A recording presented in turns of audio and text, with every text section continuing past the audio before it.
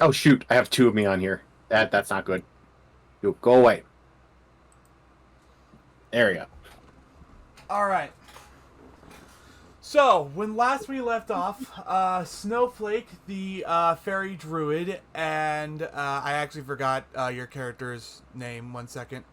Uh, Mine's Lucius. Lucius, right. Lucius Hawthorne. Lucius Hawthorne, the human paladin. They were on the way to deliver supplies to Barthen's provisions in the city of Phandelver. However, on their way, they were attacked by goblins. After quickly dispatching the goblins, they discovered that their employer, Gundren Rockseeker, had been kidnapped by the goblins. They went to the goblins' hideout to retrieve him, but unfortunately, Gundren had already been taken to a place called Cragmaw Castle, though they did manage to retrieve their employer's bodyguard, Sildar Hallwinter. They have decided to take a long rest within the cave, and now that that long rest is complete, we shall continue with the story. Well, okily dokily then.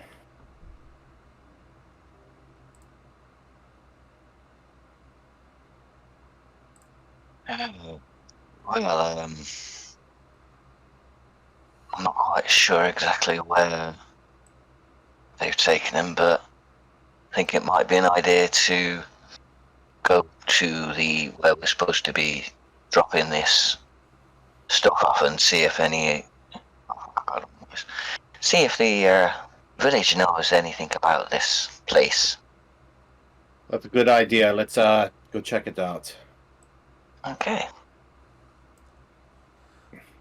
So, the three leave the cave, and they arrive back at where they were initially ambushed by the goblins. There, they find the horses pulling the wagon with all their supplies, still attached to the cart and still very much asleep.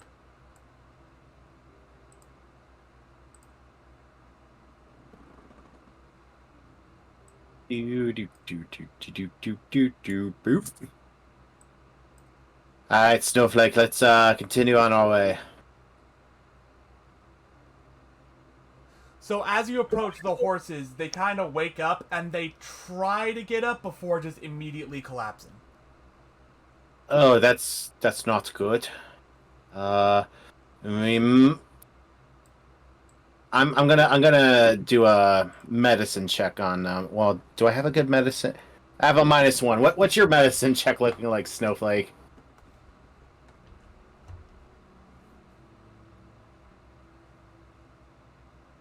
Stuff like Hello? that. On mute. My medicine's a bit okay. I mean, it might be an idea for me to check the animals first, before we go to the medicine side of things. Either way, let's make sure our horses are okay. What do you want us to roll, DM, for this? Medicine. Okay. Okay. Okay, 14. That's not bad. So it is not hard to tell what exactly is wrong with the horses. They hadn't been fed or drank anything since a few hours before you left them here to go to the goblin hideout, and then took an 8-hour long rest in the cave, and then took another hour to get back here.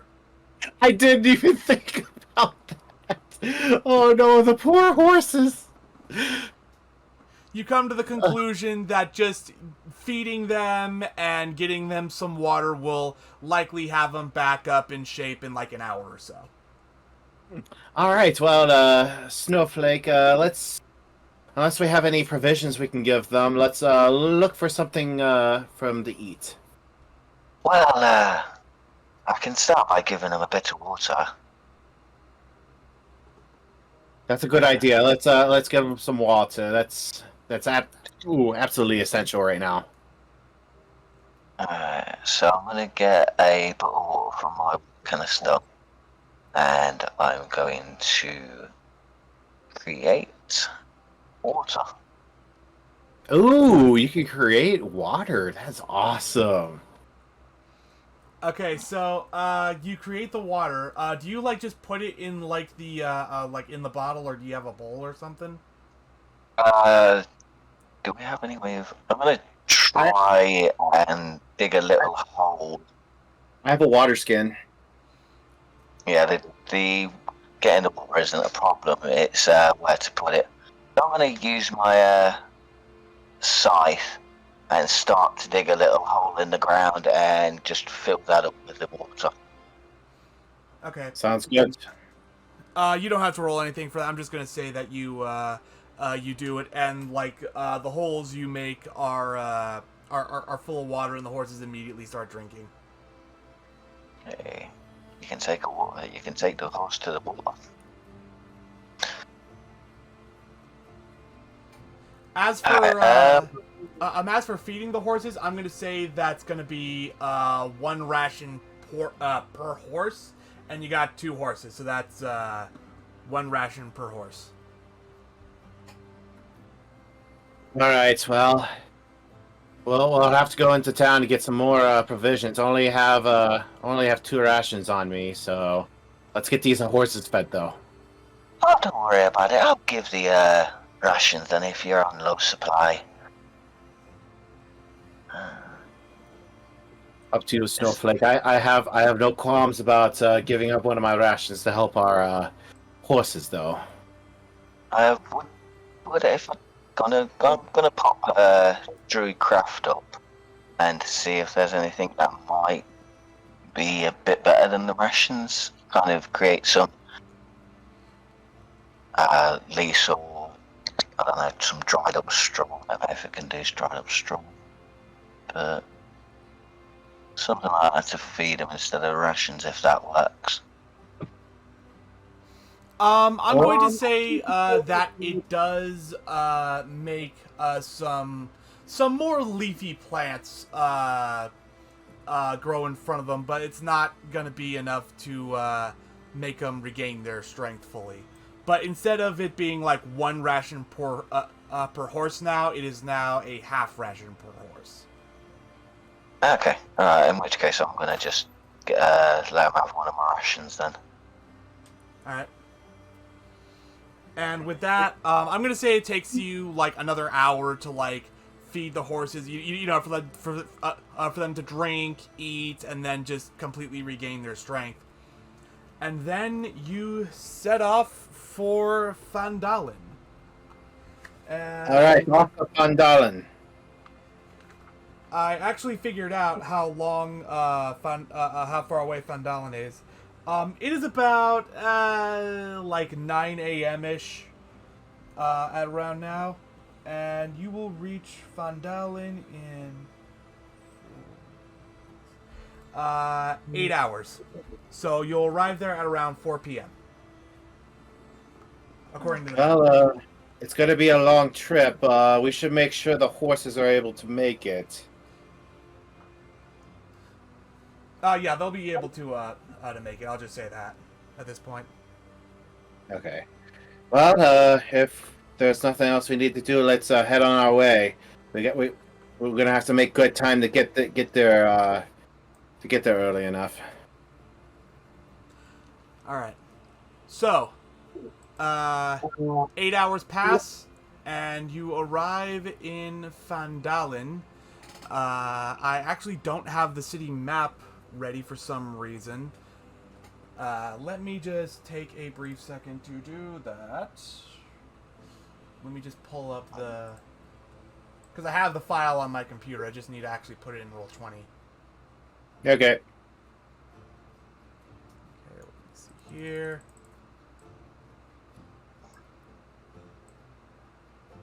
Alright. Now with that, you arrive in Phandalin at around 4 p.m. You wind up arriving right around where the compass is. Let me see here. Let me look for the text that the book wants me to read. The rutted track emerges from a wooded hillside, and you catch your first glimpse of Phandalin. The town consists of 40 or 50 simple log buildings, some built on old fieldstone foundations, more old ruins, crumbling stone walls covered in ivy and briars, surround the newer homes and shops, showing how this must have been a much larger town in centuries past. Most of the newer buildings are set on the sides of the cart track, which widens into a muddy main street of sorts as it climbs towards a ruined manor house on a hillside at the east of town. As you approach, you see children playing on the town green and townsfolk tending to chores or running errands at shops. Many people look up as you approach, but all return to their business as you go by. As you enter the town, Sildar seems much more at ease. "My friends," he says, "let us secure lodgings. I'm told the local inn is very quaint." I am definitely in the mood for quaint after our little adventure. Yes, but as soon as we finish at this inn, we really should find out who's in charge of this city to let him know the news that we have. For sure, but we should take a little time to unwind since we're in town now. We did just travel 8 hours to get here. Oh, absolutely, nothing wrong with a little fine drink with it as well. Oh, you can count me in on a good drink. So I'm assuming you guys are going to Stonehill Inn? Yeah, sounds good. Here? That is correct. Alright. It's a fairly small town, so you're able to get to Stonehill Inn pretty quickly. It only takes you like a couple minutes to get there. You basically unhitch the horses from the cart. You put them by a horse. I mean, like Wild West-esque horse trough, and like people there will like take care and feed the horses there, so long as you're paying for some of the services of the Stonehill Inn, whether or not that's staying in a room or getting a drink or eat, whatever. So long as you're paying for something there, they'll take care of the horses for free. All right. Well, I do want a good drink right now. I don't want to spend too much though. Well, let's see what they have on top. Okay, let's see here. Where is Stone? That's weird. Where is it in this book? It should be like the first thing. Yeah, there it is. Okay. In the center of town stands a large, newly built roadhouse of fieldstone and rough-hewn timbers. The common room is filled with locals nursing mugs of ale or cider, all of them eyeing you with curiosity. As you walk in, you see a short, friendly-looking young human man of about 28 years old. And he greets you. "Oh, ahoy there, ahoy there. I don't recognize any of you. Are you perhaps new in town?" Yes, we are. Passing by, actually. Lucius Hawthorne, nice to meet you. Nice to meet you, too. I have to say, though, you've picked kind of a bad time to pass through here. I suggest that, unless you live here, now's not necessarily a good time to stay. Especially adventurers like you. You're definitely going to be targeted by the Red Band ruffians. Okay, first of all, who are these Red Band ruffians that you speak of? They're a group of bandits that have made base somewhere near the town, and they're just terrorizing us, and, like, we have no guard or anything here. Like, we do have, like, a mayor, but he's not really doing anything about the Red Bands, so they're just allowed to terrorize us, basically. Wait. You are saying that you have absolutely no protection in this town? Nope. We got nothing. I mean... You can't expect too much from them. You say that you've got a bit of problem with these people. Well, we've got a slight problem ourselves. I'm wondering if we can handle the situation and maybe we can get a little information, well, a little assistance from you as well, if that's all right. Yeah, Snowflake is right. We want to help out however we can. Let me see here. He basically says, "Oh yeah, That would be incredibly great if you could do that for us here. Just get rid of these freaking bandits. We're so tired of it. Oh my god, I would definitely if there's anything I can do to help, just let me know. One question though. How many of these bandits are there? Do you know? I have no idea. They just kind of show up, cause trouble, and then leave. And I will say this: they have enough. They have enough people to like overpower any of us normal people if we try to stand against them. Oh, you're right. Just keep yourself safe. But you let us know as the threat. I think we can.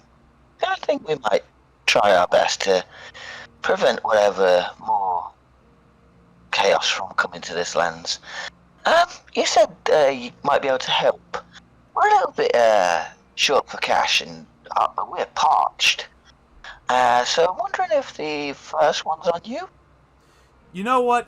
If you guys are serious about like helping us out with the Red Band Ruffians, then yeah, first round's on me. I was never turned down a helping hand. Snowflake's gonna quickly fly to the bar, leaving little sprinkles of snowflakes behind him as his wings flap. Dives onto the bar, standing up on it, and points to the picture. He says this first one's on him, as he points to the person that was just speaking. You see a young woman behind. You see a young woman behind the bar, and she goes, "Yeah, I heard. First round's on us, and we could definitely use you to get these bandits out of here." Man, like 10 days ago, I mean, like one of us tried to like stand up against them, and we Dendrar, he's a woodcarver in here. He basically like managed to scare two of them off like about 10 days ago, but then like they just showed up with like 5 more people, murdered him in the middle of the streets, and to make matters worse, we haven't seen his family since. Oh no. Well, we'll add that to the list of dealing with them. The monsters. Would you like me to pass a message to him, or do you think they know the bad news? I'm sorry, I didn't catch that. Do you think they know the bad news about their husband and father, or do we have to give them the bad news? The bad news about what? The woodworker dying. Oh, the woodcarver? That's the one. Okay. Well, they likely already know that he's dead. Okay. Okay, I don't want to really give that bad news, so that's a bit of a relief. Looking on the silver lining of things. Yeah, unfortunately, there's no time to grieve. We need to help these people before more of them die. But first, let's drink. As he plunges his head into the pitcher and kind of just really downs it. I hesitantly take the pitcher and drink. I do. Lucius loves a good drink, but not when people are in danger. He's more wary of drinking now. This is a good ale, but with the bandits on my mind, it doesn't taste as sweet. Yes, well. You've got to have a bit of Dutch courage. Dutch what now? Yeah, Dutch courage. It's for yourself there. As Snowflake happily wants to drink slowly down, he's gonna be in the pitcher, kind of just licking the rest of the ale off his fingers. Well, I can see that nothing stops your thirst, friend. Oh, You gotta enjoy the little things in life with all these bad things happening. At least there's no shortage on this. Fair enough. It's at this moment I realize I'm not very good at role playing, so I'm just gonna summarize what's going on with Sildar and the innkeeper. Sildar asks the innkeeper, like, "Hey, have you seen Iarno, the guy he was his contact, who supposedly is here in Phandalin?" And he said that no, he has no idea where Iarno is. Basically, and basically Sildar decides that he's going to basically rest the rest of the day here, and then tomorrow he's going to start really searching for Iarno. So unfortunately, he won't be joining you in your quest to take down the Red Bands. Well, that's kind of puts us at a disadvantage right there. Wow, you're saying we can't manage a few people? I mean, in my days on the ship, it was a bit of a problem, but I'm sure we can do our best, and if all else fails, we'll just have to think a bit more tactically. Things may not work brute force and ignorance, but we've got a few brains in us. I've been in more than enough battles to realize that the numbers game can catch up to you if you're not careful, so we should probably scout out the area before we proceed with an attack. Yeah, absolutely. That's the best way forward. As you guys are talking, a boy of around like 13 years old comes up to you, Lucius, and he just kind of like starts tugging on your armor. You guys are going after the Red Brands? Yes, we are, young lad. Don't worry, we'll make sure that you're safe. You should talk to Carp over by the farm. He said that he saw them using some kind of secret tunnel a while ago. Secret tunnel? Okay, this might be worth checking out.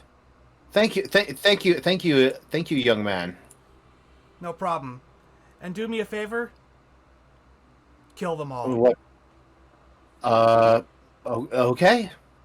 Not to worry, we'll make sure that they do not bother you anymore. And I walk off awkwardly. Snowflake at this point is going to clamber out of the picture and move more towards Lish. So, he seems a nice lad. Yes, he did. A little bloodthirsty for my taste, but nice lad nonetheless. Well, I know we're in a bit of a rush, but you've mentioned about your rations. Do you need to pick up a little few stocks first? That would be great, actually. Is there a general store nearby? Yes. There is Barthen's Provisions. Okay. Oh, there's a place over here. Let's go check it out. Snowflake's gonna fly, but have a little bit of a wobble as he goes, but fairly keeping straight. So I am going to ask you guys one question. Are you guys bringing the cart with you? It may not be an idea. No, we'll probably keep it at the inn. All right. Along with like everything in it. Oh shoot. Okay. Oh, I didn't even think about that. You got any ideas? As long as it's not too much, I might be able to stick a couple of things in the bag I've got. I will say this: if it was just a couple of things, you guys wouldn't have needed a cart. Important things, the more important things. True. All right, so you walk into the store and you see a lean, balding human man of about 50 years or so with kindly manner. You open the door and this is a very small town. Very few people come to this town. And he goes, "Oh, I don't recognize your faces. Are you guys the ones who Gundren sent to deliver supplies to me? By any chance?" Yes. Yes, Yeah. that will be us. Yes, that is us. That's wonderful. That's wonderful. Oh, I'd love to like hold on one second. And Thistle, and then you see like two men of about like 19, 20 years old. They come out and Elmar basically tells them, "Hey, we those supplies finally came in. Go outside and grab them." So they walk outside. They go outside. They look for the cart of supplies. They walk back in and they say, "Where is it?" Wait, what do you mean? Where is it? Where are the supplies? It should be right outside. What are you talking about? You guys said that you were leaving the cart and most of the supplies at the inn. Oh, that Oh. is again. Oh, Yeah, that's oh yeah. We left it at the inn. We didn't think we'd run into you this soon. No worries. Just get it to me sometime later today, please. The sooner we have those, the better. I'm really excited to explore I'm very sorry, Wave Echo Cave with Gundren. Where is he, by the way? That is a good question. That's a very good question. We've got a little thing to handle. With these people coming into your village, so we have to catch you up on that. Oh well, be very careful. There are these red brand ruffians going around. They're just terrorizing the entire town. Yes. Speaking of which, we were just about to take care of them. Oh, good. Is there anything I can do to aid in that? Do you have any provisions that you could give / sell to us? Oh yeah, this is I got tons of stuff. Let me see here. I'm currently checking my DM screen for like the price of a ration. And it doesn't want to tell me. Okay. Yeah, I got some rations for you. It'll be 6 CP per ration. So 60p, that's like 60 silver, isn't it? No. I was gonna say, yes, 60p silver sounds way too expensive. No, CP. Oh, Copper. CP. Okay, sorry.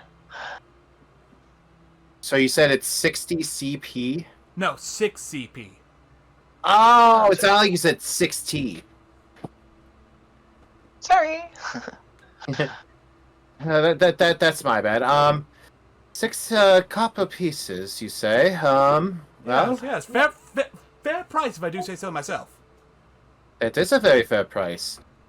I don't know. I got 2 rations on me currently. How many do you think I should buy Snowflake? Oh, well, if we round it to 60... I'll tell you what. If you want, I can, you said you're short of it on cash, didn't you? I got a few gold pieces, so I mean, six copper pieces is not going to break the bank for me. Well, that is up to you. I mean, only you know the size of your delightfulness of making sure you're prepared. Very true. Well, I like to have a nice round number on me when I buy these kinds of things, so I think I'll take 8 rations, sir. Alright, so you will be removing, let me see, 48 Yeah. copper pieces. Wait, you said it was 6 copper pieces each, right? Yeah, each. Oh wait, no, I did 8. Yeah, that's right. Oh, I'm gonna have to do some math. Fine. Oh, that's fine. Here, and I'm gonna just stick on the counter 48 copper pieces.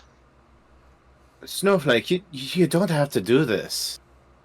Oh, I'm more of a provider from the land than these things. I mean, I know I've got to get some money to repair my ship, but it's fine. It's fine. Just put it on my you or me. All right, but I'll owe you. You hear me? Oh, absolutely. I don't deny that at all. Yeah, I'll repay you very soon, Snowflake. I appreciate it. And now I got 10 rations total. All right. Should be more than enough for our trip. Yep. All right. Is there anything else I can do to help you? Do you have anything for fighting? Maybe something to help us take out the bandits? You mean like weapons? Yeah, weapons would be a good start. Unfortunately, I don't sell weapons here. If you want weapons, you're gonna have to go to Lion Shield Lion Shield Coster across the way. Cost away. Okay. So Yeah, we'll have to stop there before we head to the bandits. Do you need anything, Snowflake? Well, I think I've got a fair good thing that I need here, as he just creates a little thorn coming out from his mistletoe belt in the form of a thorn whip.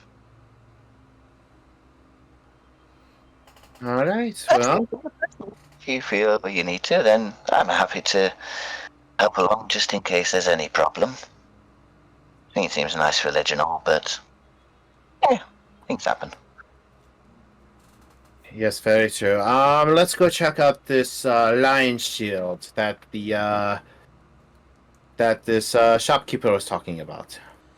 as you leave the general store, he says, "Oh, if I could just stop my stuttering problem, I'm very sorry."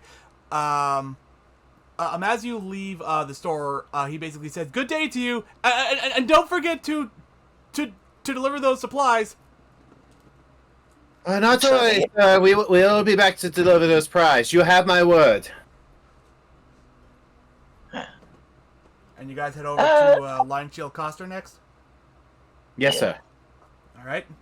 So you go over to Lion Shield Coster. Hanging above the front door of this modest trading post is a sign shaped like a wooden shield with a blue lion painted on it. Well, it looks like we're at the right place, Snowflake.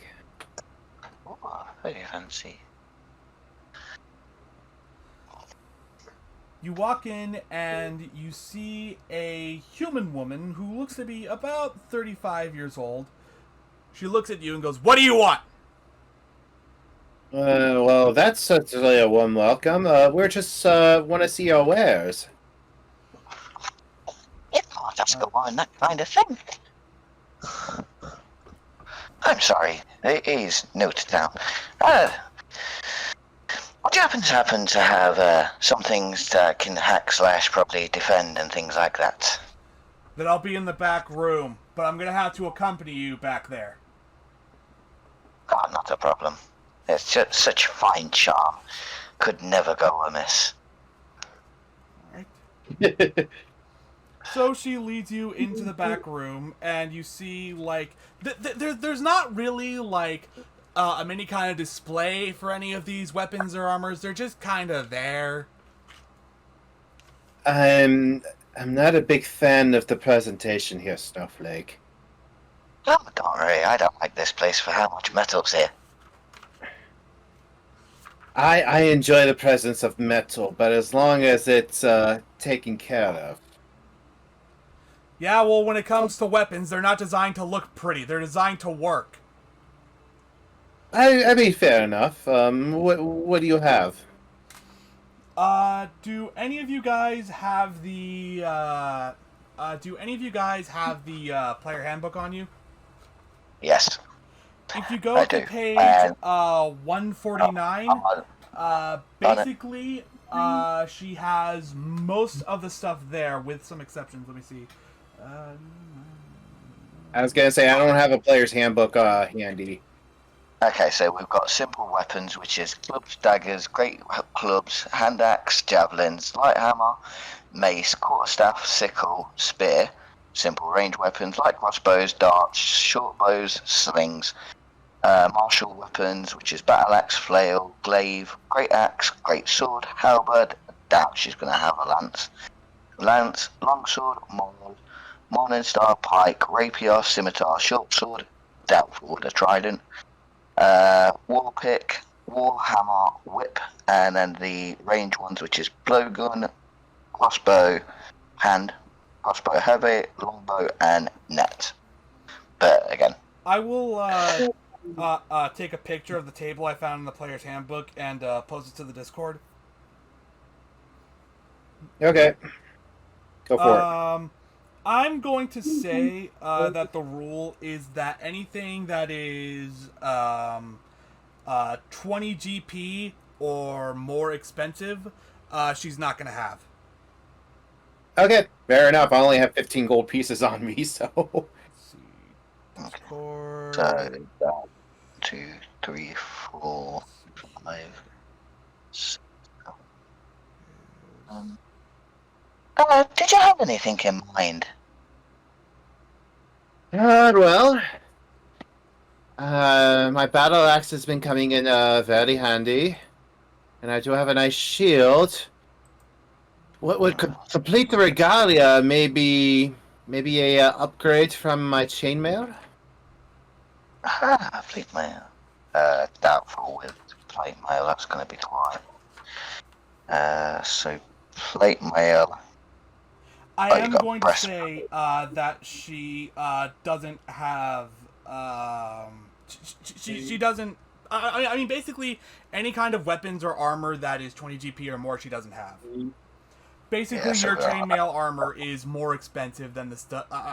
It's basically more expensive than any of the armor she has, and by extension, not as good as the stuff you already have. In terms of armor, at the very least. So, all right. Well, I don't think I'm gonna find a good replacement for my armor. So, I think I'm good. I don't really have the money to spend for anything fancy. We'll keep an eye out for things. You never know. These people seem to be raiding villages. We might find another. They might be raiding other places that may. Well, that's very true. We shall keep an eye out then. Before you go, I want you guys to roll just a general intelligence check. Okay. You of course have a -1. Yeah, not very good. 13. Snowflake, you just barely remember this, but you basically, like, as you leave Lion Shield Coster, you look back up at the sign, and the sign looks a little familiar to you, like you've seen it very recently, but before you came to Phandelver. I'm going to take a closer inspection of the sign and kind of have that recurring thinking, and I'm sure I've seen this before. Maybe the voice inside my head will give me a little reminder.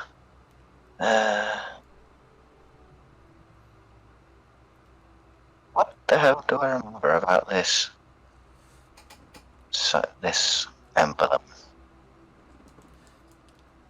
Yeah, basically all you can remember is that you've seen this logo before, like, very, very recently, but before coming to Phandelver. That is all you can basically remember for right now. Though you get the feeling that maybe if you were to return to Stonehill Inn, maybe you would see something that would jog your memory. I recognize this there. I want to quickly check the supplies. See if I recognize that anywhere. Would that be about right? Yeah.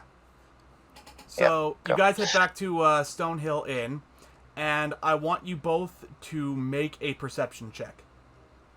All right. Oh, so we're back at the end, you said? Yeah. Okay. Perception. Boom. I don't know if it's going to Wow, help. I'm an idiot. I don't know if it's going to help. My passive perception's 15 anyway. Okay, But so Snowflake, you take one look at the cart, and you see on some of like the crates and boxes, literally the same logo on the box is the same logo for Lion Shield Coster. well, I'm not so sure, but I think these supplies here is either meant for this place, and this is just the trading things, or this guy has a bit more fingers in his jars, and we might need to save him. He seems really important. I'm not following. I don't see it. I'm gonna get Lucian. Sorry, can you type in your name? You know, as you've got the cockpit, can you put your character's name in that bit? You know, where it says display name, just so I can remember. Oh, why is it not popping up? That's weird. If you press enter after you type it. Yeah, so I'm gonna get his head, kind of try and turn it towards the logo emblem On the supplies? stock that we've got. Yeah, and then kind of gesture him towards the sign again, and point to the both kind of till it kind of clicks on. So, normally, Lucius, I would just say you immediately get it, but because you've been rolling very low on intelligence both this session and the last one, I'm gonna need you to make an intelligence check. Oh my gosh, you suck. All right. Can he? Okay, yeah, no, it clicks. Oh, yeah. Clicked. Yeah, you put 2 and 2 together. Oh, it's the same place. Wow, Snowflake, you are very perceptive. Well, you could say that. Lucius, It's nice to have a keen. I'm also going to say that you remember that these are the supplies that you found in the Goblin hideout. And my character knows this?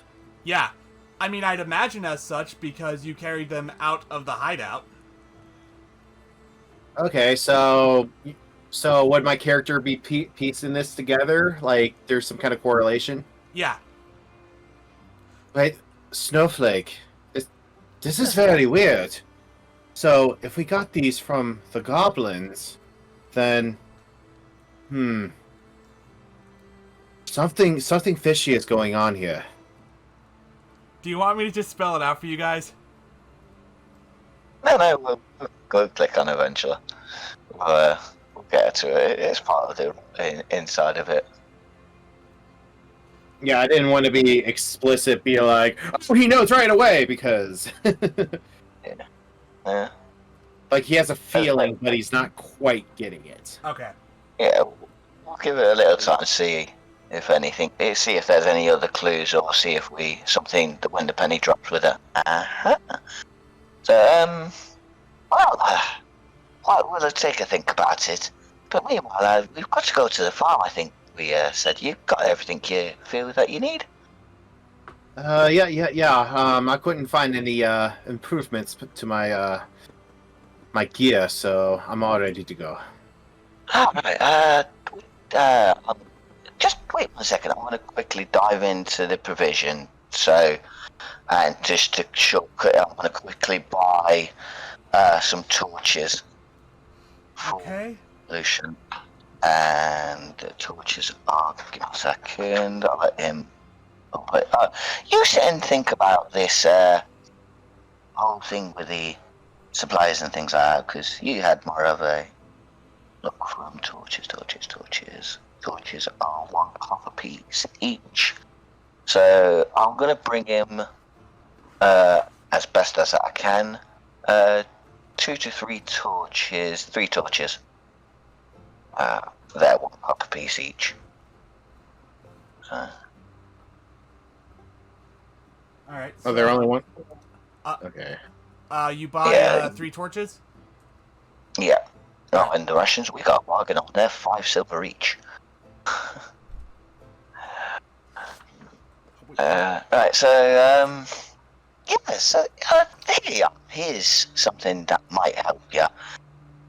I mean, your light is much of a guidance to me, then we need it. So, to the farm then, shall we go? Yes. Let's do that. So your character hands mine the torches. Yeah, kind of just flying along with it, holding them in his hand, so just best that he can. Snowflake, I don't know what to say. You are being extremely generous today. Oh well, we're a team together. You watch my back, I watch yours, and if you just don't worry, it's added to what you owe me. I mean, I am very grateful. It's just I'm not used to this, considering I do charity work a lot. Well, I look out for my crew. And I would look out for you as well, with my life if I have to. As you guys walk through the streets to the farm over here, you see 4 armed ruffians waiting for you. All of them are humans wearing grimy red cloaks, their hands on their weapons as they watch you. One of them spits on the ground, and he gets like right up in your face, Lucius, and says, "Time for you to move on, strangers. Give us your stuff and be on your way." And with that, I am going to do an intimidation check. Okay. Oh my god! Yeah, he's not intimidated. Your stuff or your life? Now. Here's the funny thing: you're gonna get neither. And I tried to sucker punch him. Well, like attack him with my battle axe. Okay. You know what? Just roll. Just do the normal attack roll. I'm really rolling horribly today. Yeah, that's gonna miss, and like immediately they all pull out their weapons, and I'm gonna need you guys to roll for initiative. That's fine. Yeah, dear lord. Are we going to a battle map, or is it map of the imagination kind of thing? I do have a map sort of ready. I just need to place the actual ruffians on it. Yeah, that's fine. That gives me time to. We might need to do Dude, this game hates me. Wait till we're on up to do the initiative anyway for the turn order.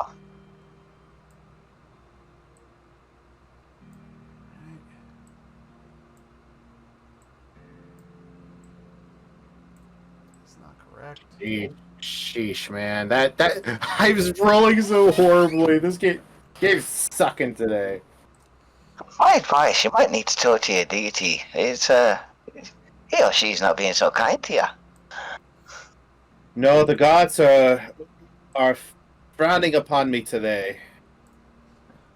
I'm not going to roleplay too much into that because we've got a few not nice people in front of us. Yeah, like no, I say it kind of like jokingly, but focusing on the ruffians in front of us. Yeah, that kind of trying to intimidate us. Just Snowflake really doesn't give a shit. Snowflake, where are you in relation to Lucius? I'll probably be about, let's say, 2 squares back, 1 across. All right. 2 squares back. All right. And now I shall bring the thing over. I'm going to click my token and then roll. I've got no control of my token, so I'm just going to drag the token on, okay? Okay. Just to save the... so this is my token now. This Okay. one. Let me just. Yep. I was gonna say, you can click your token and press delete to get rid of it too. I can't. It was the paste option. It's DM. Yeah. Oh, gotcha. Yeah, I was the one who put it in. Yeah. So let's. So, Lucian, you might have to do the same. Let's see here.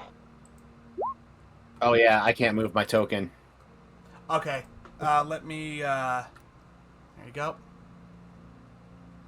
All right. There we go. Click your token, roll your initiative. I already rolled my initiative. Remember? Uh, Yeah, I rolled a big fat 1. All right. And now it is time for combat. Let me actually go into the Discord and change the music real fast. That is not what I wanted to do. Before or after you do that, you've got to click his token, right click it, add to turn order, and then he'll be able to type in his initiative. Who? Lucius? Yeah. He's already in turn order. He's at the very bottom. He rolled a 1. I can't see him. He did that on the last screen. Oh yeah. I did do it like immediately when you said to roll initiative, so it might not have registered. Yeah, because you've changed map, it doesn't. I mean, it's registered over on my side. That's weird. Might have to edit it on the turn order thing then. Yeah, you know what? Roll for initiative again. Yeah. Well, let's see how it. Okay, that's better. Okay, you're right. It's better, I guess. All right. So, this one right here is. I need to pull up the stat sheet for him again. This one is going to run right up to you, Lucius, and he is going to attack you with his short sword. Oh, great. That misses, but he has multi-attack, so he's going to try again. And he fails still. Yeah, so he goes to swing twice, and like you just dodge out of the way completely. Next, it is Red's turn here, and he is going to do the same thing as Orange. He's going to take 2 attacks with his short sword. Okay then. Oh, yeah, not. Hold on. Well, that's a critical fail right there. That is indeed a critical fail. I am going to roll for severity with a physical die. 9, so that's like a mid. So basically, I'm going to say that like he like swings very hard at you with his sword, and like it misses, but he swings so much that he like swings all the way around, and his sword winds up landing all the way over here. He doesn't hit any of his buddies, but the sword's like roughly here now.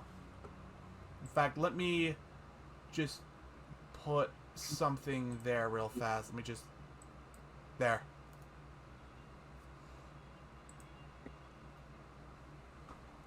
Well, you're not very keen with a sword, are you?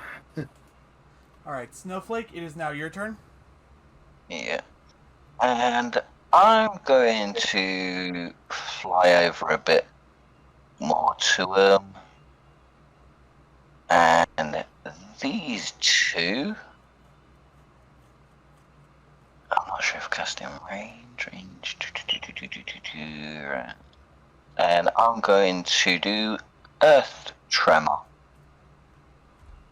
Ooh, Earth Tremor. I'll be talking about it as well. Alright, so...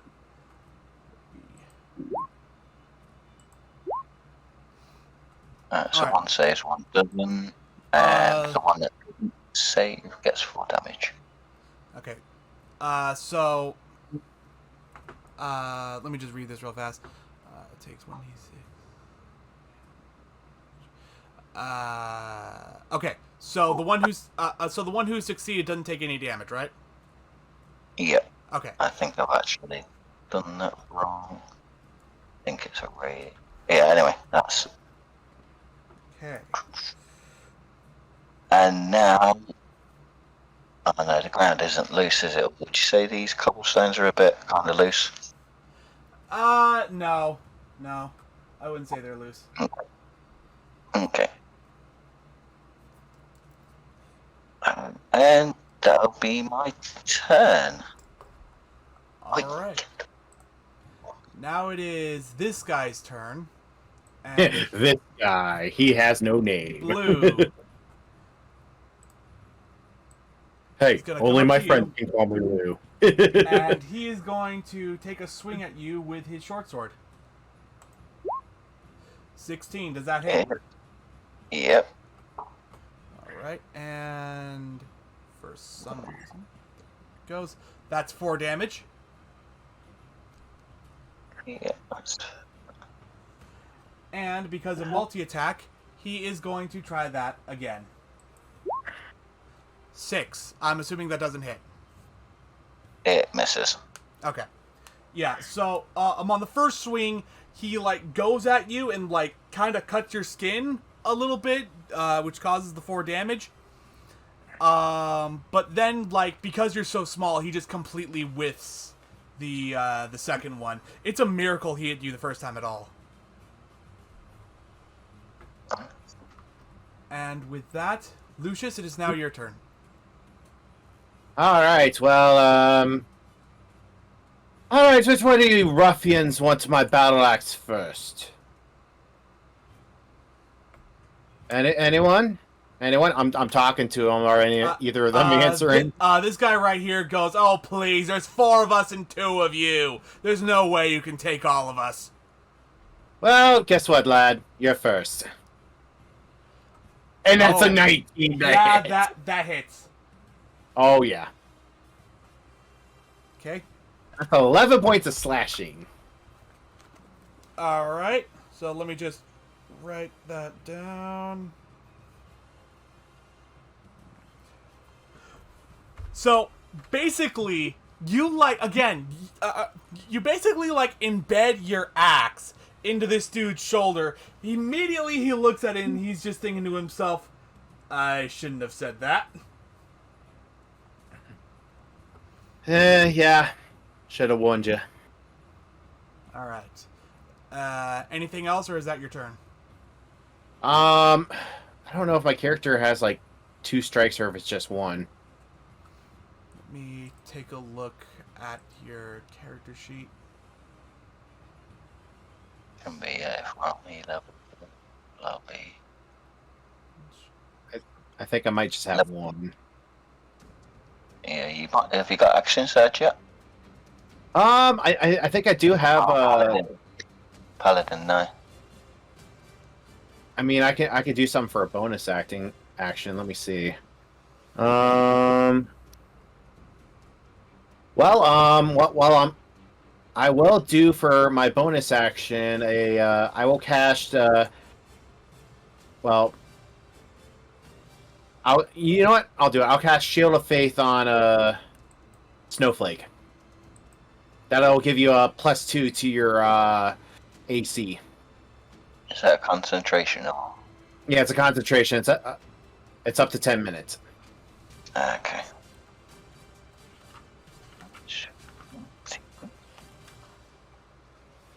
Oh, well, this is the thing that I was asking for. Just want to make sure you're okay.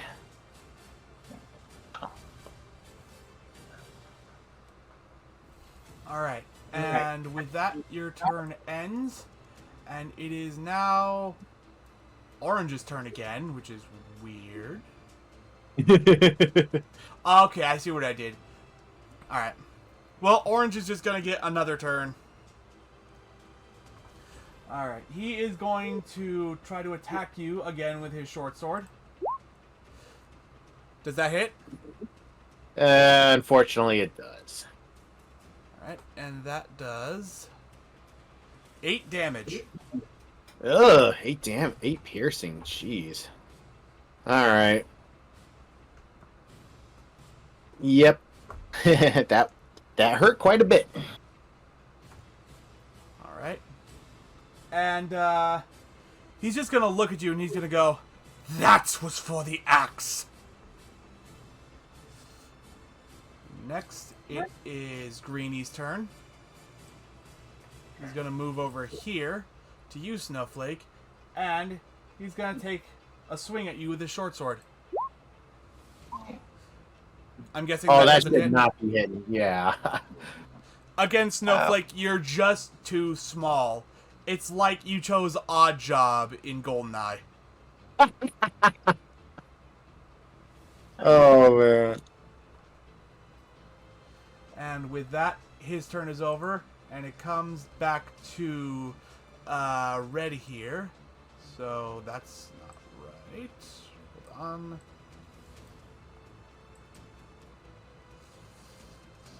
see here, and here, and all the way over here to pick up his sword. He picks it up, and that's basically the end of his turn. Snowflake, it is now your turn. Okay. I am going to kind of land on the ground.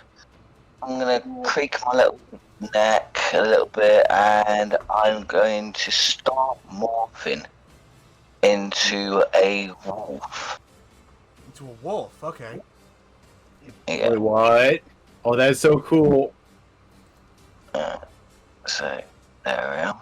I'm going to put him just up here for now. Okay.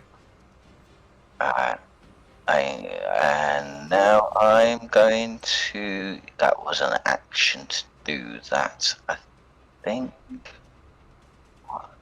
Sorry, give me 2 seconds. I've just got to quickly check something. Clears that one. Snowflake is Drew Dodland, so it is an action. Okay, and that'll be my turn for now. Alright. It is Bluey's turn. And he's a little freaked out that you like just morphed into a wolf. But he's gonna try and gain his bearings and attack you with his short sword anyway. And it misses. He's too freaked out by the fact that you just shapeshifted into a wolf. Okay. Yeah. Lucius is pretty mesmerized by the wolf as well. Wow, you are full of surprises, aren't you? At this point, you'll just hear a kind of a grunt. So, okay, you can't speak. Got it. Lucius, it is now your turn. All right, so you're just not gonna learn your lesson, are you? You rapscallion. Battle axe. Ooh, Yeah, he gets that- hit again, Yeah, that hits. and that's 7 points of slashing. His arm chops off. He freaks out for a little bit, immediately goes into a shock. He is basically going to die unless you do some kind of medical procedure on him. I don't know, Snowflake. Should I put him out of his misery, or should I keep him alive? and I know I'm talking to a wolf. You can either get a raised eyebrow from the wolf. Kill him? Yeah. Okay. And I proceed to finish him off. Yeah, he's dead. You don't even have to finish him off. You just kind of wait for him to bleed out. Or you can do something to finish him off if you want. Yeah, no, I just slash him in the chest and let him bleed out. Alright, and he is dead.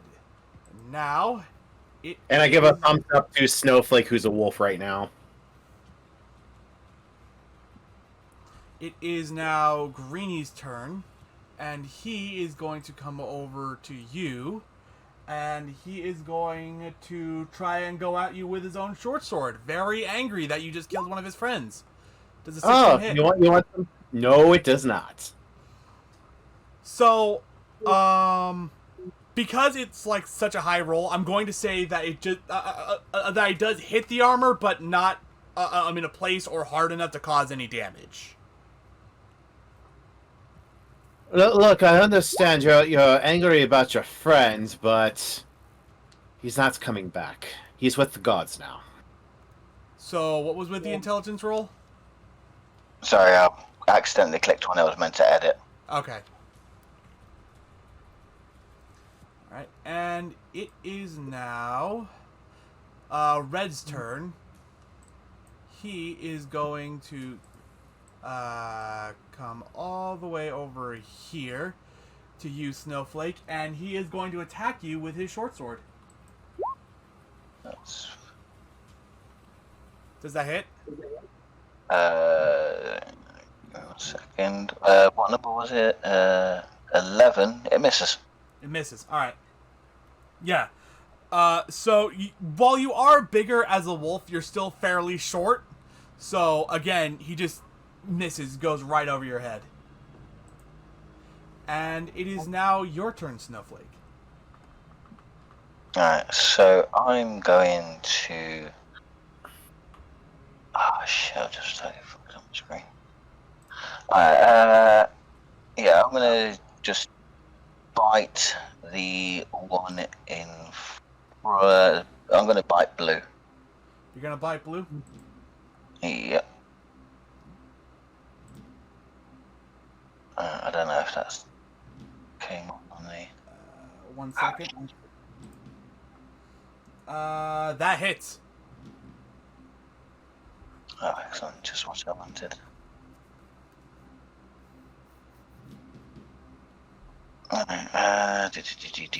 Sorry about this. And it is 10 piercing damage.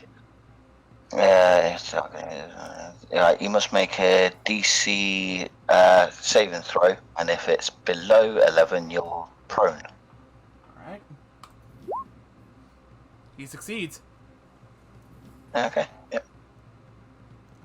With that said, you basically, like, bite right into this guy's leg, and just immediate gush of blood comes out. He is not doing very well at all.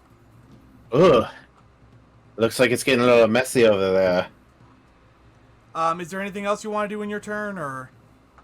No, I'm good. Alright. It is now... Oh, it's actually the guy you just bit's turn. So he's like, alright, we got a paladin with a big-ass axe, and, like, this wolf just bit a chunk out of my leg.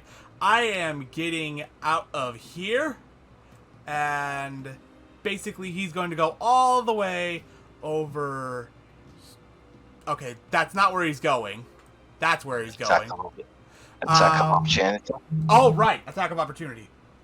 Go ahead. 10. I think his AC. Yeah. Yeah, you just barely missed him. But because you took like a big chunk out of his leg, his movement is basically half. This is as far as he can go. And he took the dash action to get here. So that is his turn. Lucius, it is now your turn. I know, lad, you're angry about your friend, but soon you're going to be joining him. I proceed to attack with the battle axe. Does a 12 hit? It does not. Yeah, oh, like, well. You go to swing at him with like the battle axe to like immediately decapitate him, and he just ducks it. What a wily one, aren't you? I am my turn. Alright. It is now Greenie's turn. And he is once again going to go at you with the short sword. Does 17 hit?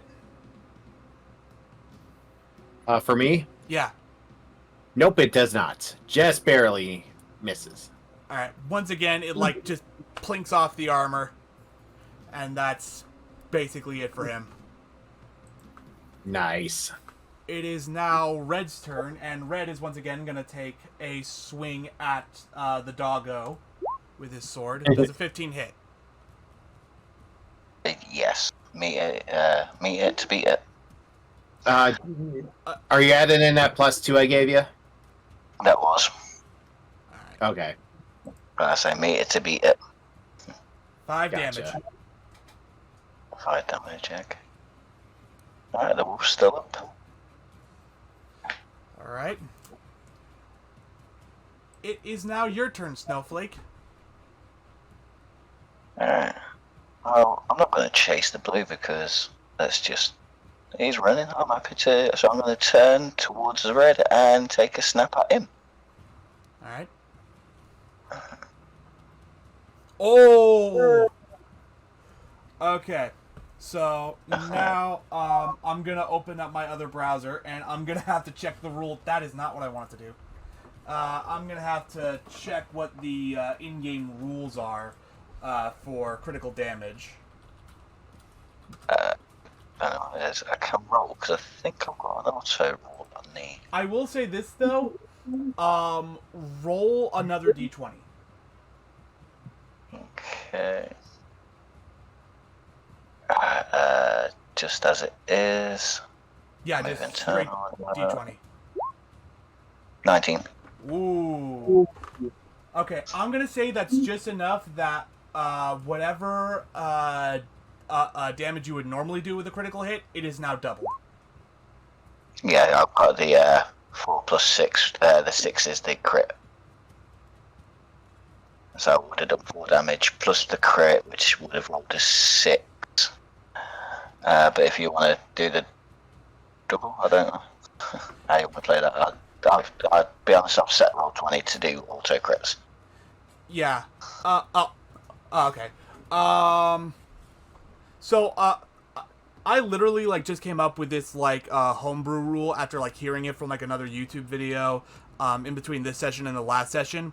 Basically, if you score a critical hit, you roll another d20, to see, like, okay, does it do normal crit damage, or does it do double crit damage? And then if you get another 20, you roll a third time, and if that one is also a 20, whatever the target is, it just dies from that attack. Instant kill. Okay. Alright, so going on to the previous, said the original double, did you say? Yeah, 20.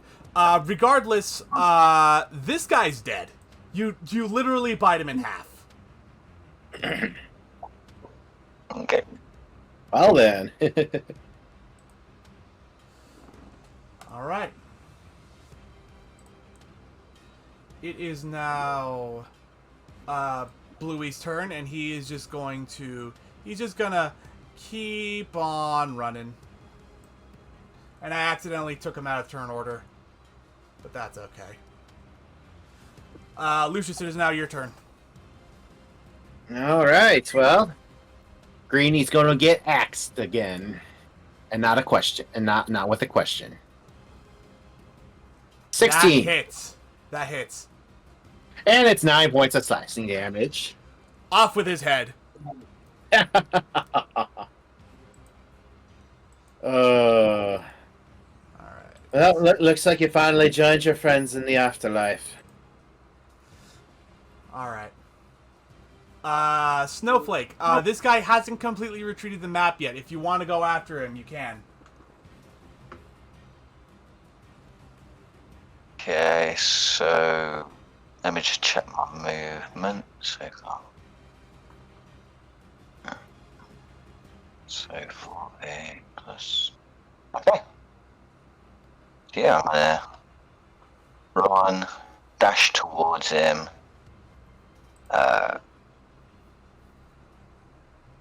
Alright. And block his way.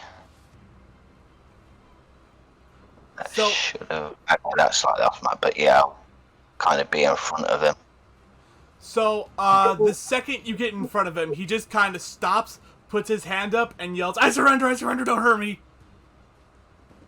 And that is the end of combat, unless one of you guys want to attack him. Yeah, go for it. No, let's hold up. Let's get some info out of him. We'll take a snap at him to kind of just to back him off. I mean, if he's backing off, it's like, okay, I suppose he'd probably stumble back or something like that from it.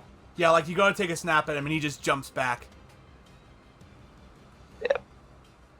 I am going to say though that that is the end of combat. Yeah, that's good. Okay. Now let me just change the music again.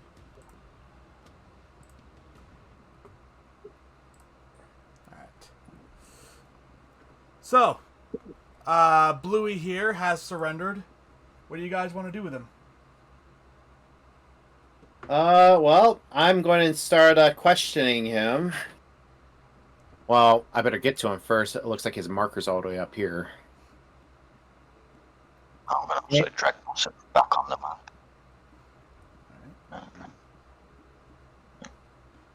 Please, Okay. please don't hurt me. Look, lad. We will let you go, but you have to promise us two things. One, you will abandon your bandit ways, and two, you'll answer a few questions for us. Okay, what do you want to know? Well, first off, why are you ransacking this town? We're bandits. I mean, we attack places like this all the time. Especially like a big village like this with no guards. Any bandit would do this. And why is there no guards? Do you know?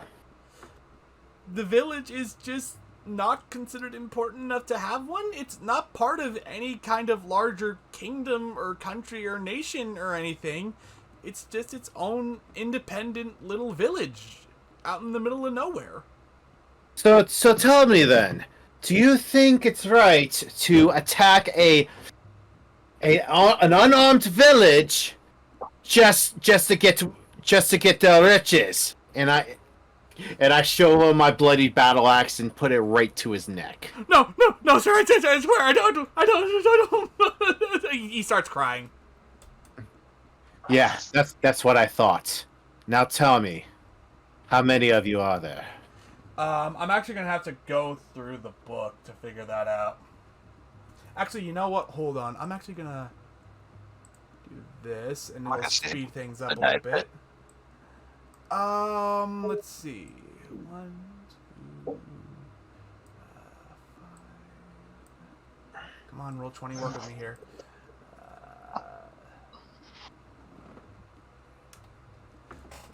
There's 9 of us back at the hideout, plus our leader, and 3 bugbears and a goblin.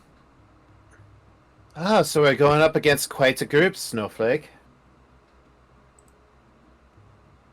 The wolf's just going to roll his eyes. Oh yeah, you're still a wolf. I keep forgetting. I proceed to pet you while I stare down the bandit. I let out a growl. So I don't even know what else to ask. The wolf's going to gesture towards the person, poke his nose at him, and gesture with his head of fuck off and run. I'm sorry, what was that?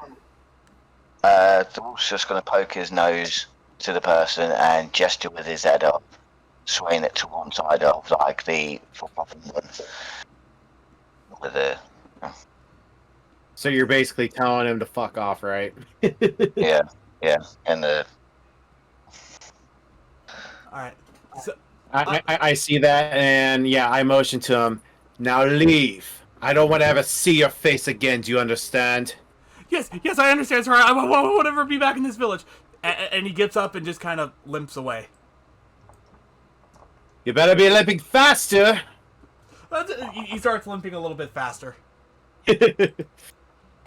All right, now that that's taken care of, well, first, I think we're going to have to wait for you to get back to your fairy form. Ah, freaking... Mouse. Wrong app. Yeah, yeah, I know. My mouse just likes to stop moving and just I I I don't even know. It like just jumps from one place to the next, and if you're like holding a click for some reason, it just stops holding that click. Oh, that's cool. It's very annoying when you're trying to edit videos. So Snowflake's gonna change back to his fairy form. Ah, that was quite a bit of an interesting time. Yes, that was quite the interaction there. I'm really surprised he told us. Really surprised he told us about the bugbears. I mean, they could have really gained an advantage with that one. Personally, I wouldn't have said. But, there's such kind people nowadays. That's why I warned you. We have to approach with caution. If they have too many, and especially having bugbears, that's going to be a problem. Well, did you happen to ask him which way their camp was? I don't think I did actually. Well, they're all well and good. I let the people know they need to. Well, I'm going to search the bodies. Yeah, I will as well. We split the bodies among us and search them. Alright, Yeah. I am looking through here to see if they have anything on them, and it doesn't look like they have anything on them other than their short swords. Okay. Wow, these bandits are pretty poor for being bandits. Do you need a short sword just in case you lose your battle axe? Good idea. I carry the short sword with me. Alright, you now have a short sword. So now that things have calmed down, you look around, you take a look at your surroundings, and you notice you're actually in front of the Townmaster's Hall. The Townmaster's Hall has sturdy stone walls, a pitched wooden roof, and a bell tower at the back. Posted on a board next to the front door is a notice written in common. It reads, "Reward, Orcs near Wyvern Tor. Those of a mind to face the Orc menace should inquire within." The notice bears the town's seal and an indecipherable signature. And out of the town master's hall comes... Where is he? Male human of about 40 years or so, and he's just like, you fought them off. How did you do that? With my battle axe. I don't see how hard that is. Oh, thank you. Are you here to take care of the red bands? Yes, we didn't come here originally for the bandits, but we are trying to get rid of them, so... Oh, bless you so much. Thank you. Everyone's had it up to here with the red brands, and, well, if I'm being honest, if I don't get rid of them quick, I'm not going to get reelected. Well, Got 3 Mr. Mayor, bodies to show that you've got control of the situation and make a point and statement with them if you need to. although I will say this, Mr. Mayor, one thing that might hinder your re-election is we're going up against quite a bit of bandits, and I heard they have bugbears on their side too. Is there anyone in town that you think could help our cause?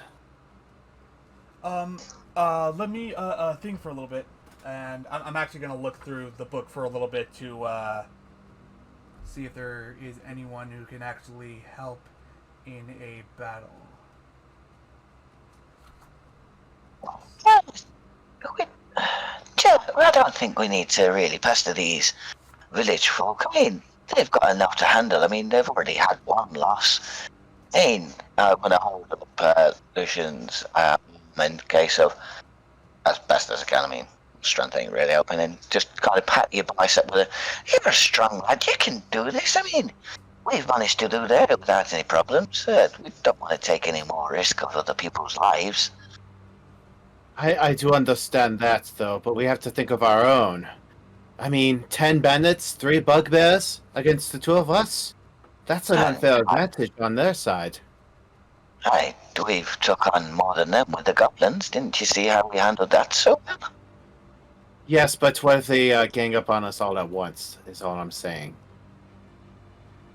Although you might have a point. We did fight more goblins, but it was sporadic, I should I, say. I, ju- I just think your expectations are a little bit high. Maybe we'll find someone on the way.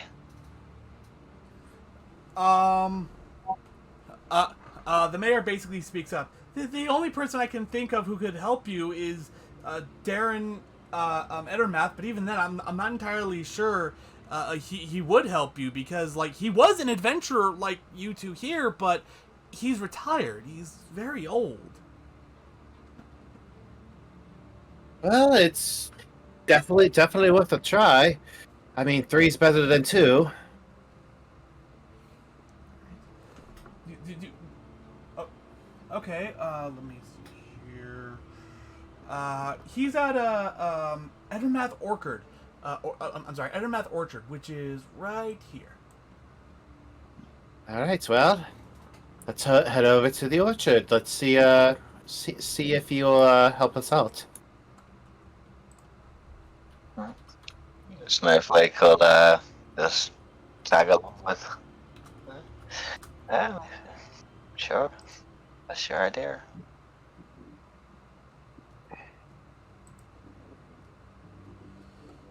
All right, so you head over there, and sitting in a rocking chair, you see.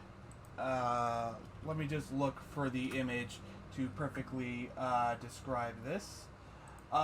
You basically see this image that I'm putting in chat. That is okay. You know what? Hold on. Disregard that. Hold on. Freaking! I've never even seen that file extension before.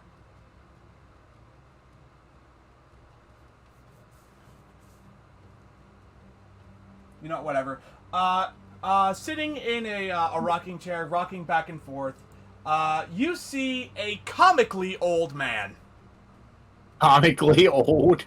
Yes, comically old. It's a miracle he's still alive. Well, this is definitely something, all right. Listen, did it say he was retired? Yes, he did. I didn't think he'd be this far into retirement, though.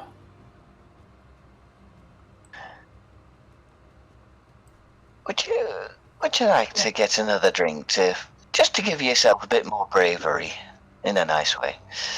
And let's handle the situation. At the end of the day, all we can do is, even if we knock down the numbers, maybe they'll flee. Maybe if we take out the leader, how will they know what there's to do? We'll just take the bull by its horns and that kind of way, I think. That's a thought, but we're already here. We might as well talk to the old geezer. Okay, yes, fair dues then. I'll let you. Hello, sir. Can you hear me? 1 second. Let me just. What? Who are you? No, we're here to help, sir. Jason. Jason, my boy. Oh, it's been No, so long since I've seen you. No, sir. I'm not Jason. My name gives is you a hug. Rusha. Well, it's nice to see you, sir. Well, He goes to let go, and you can hear his back crack the second he lets go. I'm looking over at Snowflake and I'm mouthing, I don't think this is a good idea. Snowflakes is just grinning like a Cheshire cat. Well, sir, the mayor said you might Jason, be. come inside. Come inside. I've got fresh lemonade for you. Come on inside. Lemonade does sound good. Yes, by all means. So you go inside. You see a watering can on the table and a bowl, and he goes to pour this red liquid out of the watering can and completely misses the bowl. And then he gives you the bowl. Thank you. I pretend to drink the lemonade in front of him. Oh yes, this is very good lemonade. Oh, you have no idea how hard it is for me to squeeze those lemons now. Right. Well, let me ask you. I heard you're retired. How long have you been retired for? Oh, about 65 years now. Oh, oh. I audibly groan, and I look at Snowflake. I shake my head, like almost as if telling him, "Don't even say anything." Why are you even asking this? You're my son, of course you know. And where are my great-grandchildren, Jason? The back at home, they have schoolwork to attend to. School. Waste of time in my eyes. They should learn to pick up a sword and defend the village. Well, that's why I'm Join the here. military like real men. Well, that's the thing. That's why I'm here, Father. We're here to beat the bandits, and we're wondering if you might be able to help. Jason just seems to forget if he's got any siblings or anything like that. Sorry to disturb you. Remind me if he's got any siblings or anything. Maybe fresher blood might be an idea. Taking in their father's footsteps and things. Oh yes. He has 6 brothers and 4 sisters. Oh well, we sure are a big family. So, Father, this might sound like a very weird question. Where's my house at? If you know where his siblings might be, if they're still in this village or they've taken wander to take an adventure like their own father. Oh yes. I think your house is some. I'm very sorry. I'm very sorry, son. Your old man has gotten very forgetful in his old age. No. You said something about bandits, correct? Yes, that is correct, Father. Don't you worry. I'll go get my armor and I'll go help him. He goes to like walk up the stairs. It takes him like a full minute to take like one step up the stairs. You hear his back crack again. He goes to grab it and and then he falls backwards. I'm gonna need both of you to make a dexterity saving throw in order to catch him. Oh dear Lord, no. That's a 14 for me. Yeah, you catch him. Father, you have to be more careful, especially at your age. Oh, you're right, sir, son. Don't worry though. Just give me like an hour or two. I'll be better, and then I'll go back upstairs and I'll go get my armor and my weapons, and I'll meet you wherever you want to fight the bandits. Father. How about this? Would you let me and your other son take care of it? We really want to protect the village, although it might help if you have some better weaponry than we do. Yes. It's just upstairs on the last door on the left. Thank you, Father. We will make you proud. And I motion to Snowflake to quickly go upstairs. Hell, are you expecting me to carry these weapons? Well, I mean, I can definitely carry the weapons. No, I just want to see if he has anything better than I do already. How is Sean doing, by the way? Oh, Sean, I'm going to distract the old person as you go upstairs and check the weapons to manage it probably a bit more, as you know you're more capable of using all. Yeah, I go up to the room that he told me about, and I enter in. Wait, you didn't tell me about Sean. How is he? What is he up to? I'll talk about it later, Father. Don't worry. So So you walk into the room. You tell him about. You see a dusty old room with like a bed in it that's well made, but you can tell it hasn't been used in a long time. You see some clothes on a rack nearby. You also see a sack of potatoes, and well, actually, I just specify a rotten sack of tomatoes. And you find a pajama shirt with the back missing. That's it. That's it. At this point, I am creasing my eyebrows, and I'm like, oh gods, what have I gotten myself into? Snowflake is not going to let me hear the end of this. Nope. And I slowly close the door and walk back downstairs. Oh, Jason, did you find the weapons? Did you find the Yes, weapons in the Father. armor? I cut him off. I don't let him talk anymore. Yes, Father, I found the weapons. I'm gonna go to defeat the bandits. I won't be long. Bye. And I grab Snowflake. I grab Snowflake and I run out of there and slam the door behind me. As he follows through. And I look at Snowflake. I'm like, why didn't you tell me that this was a bad idea? Well, life comes better with first-hand experience. What you could have done is asked with his adventuring days if he had a map of the land to hand, although I think his mind might have not helped that. At this point, I feel like... Huh? Let's see if the provisions have a map for us. Yeah, I feel like if he did have a map, it would have rotted by now. Let's go to Barthen's again. Yeah. Let me. Shall I lead the way this time, or do you want to lead the way, Jason? Shut up. Let's go. I head over there. I do not make any eye contact with Snowflake on the way.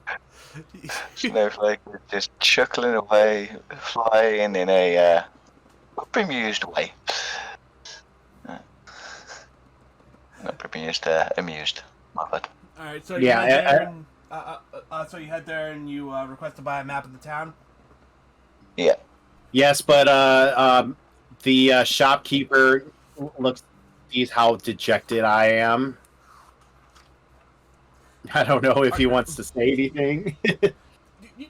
You seem a bit down.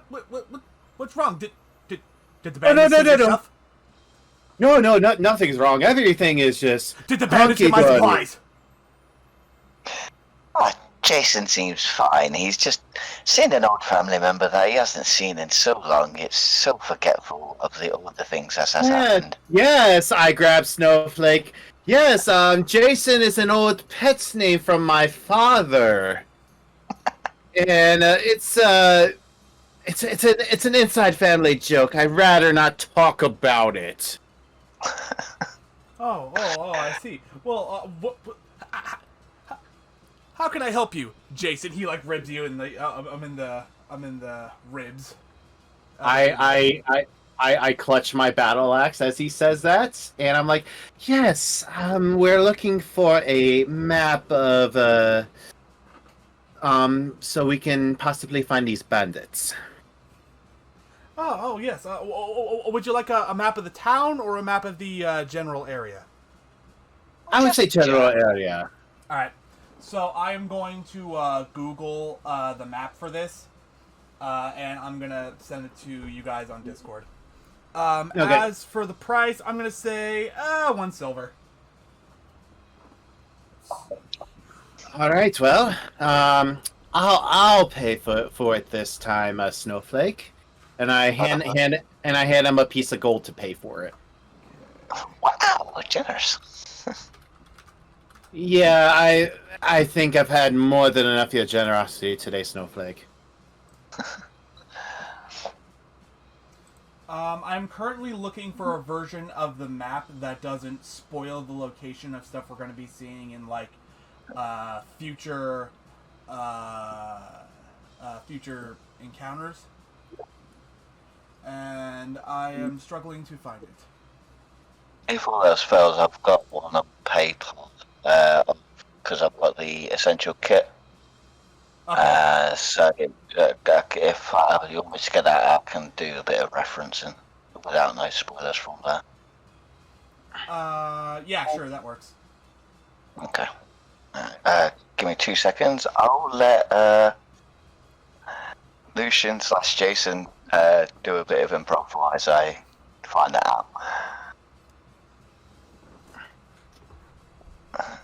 I'm sorry. I was too incensed by you calling me Jason that I didn't catch the rest of that. Improv a bit as I find some things. Okay. All right. All right. Did you? Okay, not yet. No map yet. Yeah, like, basically all the maps of the general area I can find are ones taken straight out of the book, and the book has, like, the locations of, like, all this other stuff on there. Like, one of the places you're looking for is, Cragmaw Castle, because that's supposedly where, Gundren is. And it does show where that is on the map, but you guys aren't supposed to know where that is, so... Well, now that I think about it, didn't the guy that told us about the bandits say anything about where they might have been at? Cragmaw Castle? Or Gundren? No. Oh, no. did they? Barthen mentioned, Gundren. Oh, okay. So he didn't even mention a location. I thought he did. I wasn't sure. Yeah. Speaking of which, Barthen basically looks to you and says, "So, how's Gundren? Where is he? I haven't seen him." He's still resting at the inn. He should be just fine. Roll deception. Oh gosh. 17. Yeah, he believes you. Ah, Gundren. He really does spend too much time drinking. I mean, he's a very he's very he is a very good explorer, and the fact that he was able to find Wave Echo Cave is tremendous. But my God, when he decides to take a break, he takes a break. Oh yeah, yes, he is quite the snoozer, I should say. While I'm eyeing Snowflake. Yeah.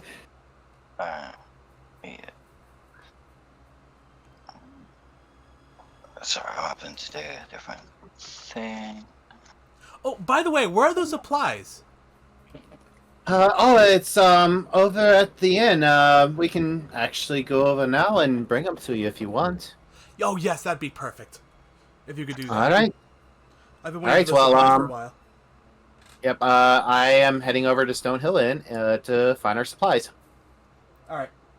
You find the supplies, and I assume you just kind of take them back. Well, I want to double check to make sure that the supplies are in there. Yeah, they're still in there.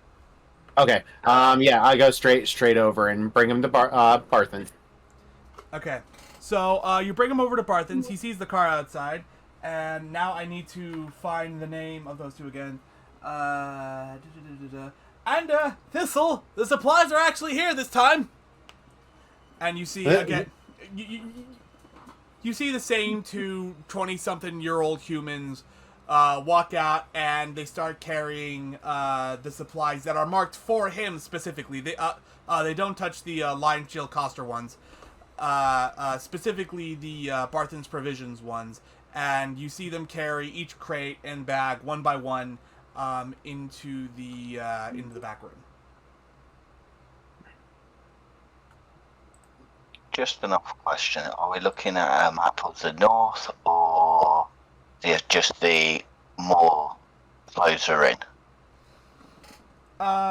Basically, are you talking about like the map on like Roll20 right now, or like the general map of the entire area, of like the entire campaign? No, just the general campaign area, because I can get the north with Icewind Dale further down to Daggers Ford.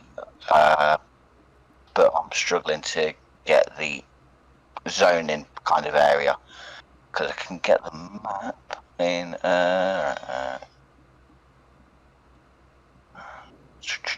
You know what? How about this? You guys promise me not to metagame, and I'll take a picture of the map from the book, and I'll put it on. I'll put it on the Discord. If all else fails, we can do that for a different session, so you're able to. Yeah, Needs to be. yeah, that might be better. All right. And I'll try and find that map out and see if I can post it to you on Discord at a game time as well. It's fun. Right, so we got these supplies in to the horses are still there being fed and all that right now with the cop. We delivered those supplies, so what about these other supplies? Maybe we should find, maybe we should give these to,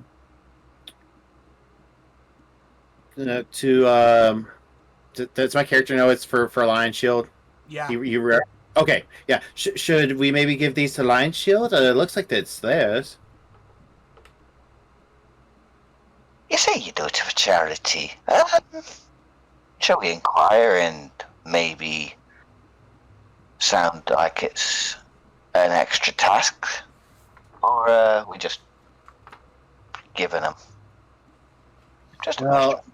Well, I feel like it would be very dishonest to not give it to them, especially since we dropped off Barthen's supplies. Speaking of which, the second they finish bringing in all the supplies, Barthen comes up to you with 2 gold sacks, and he gives one to both of you.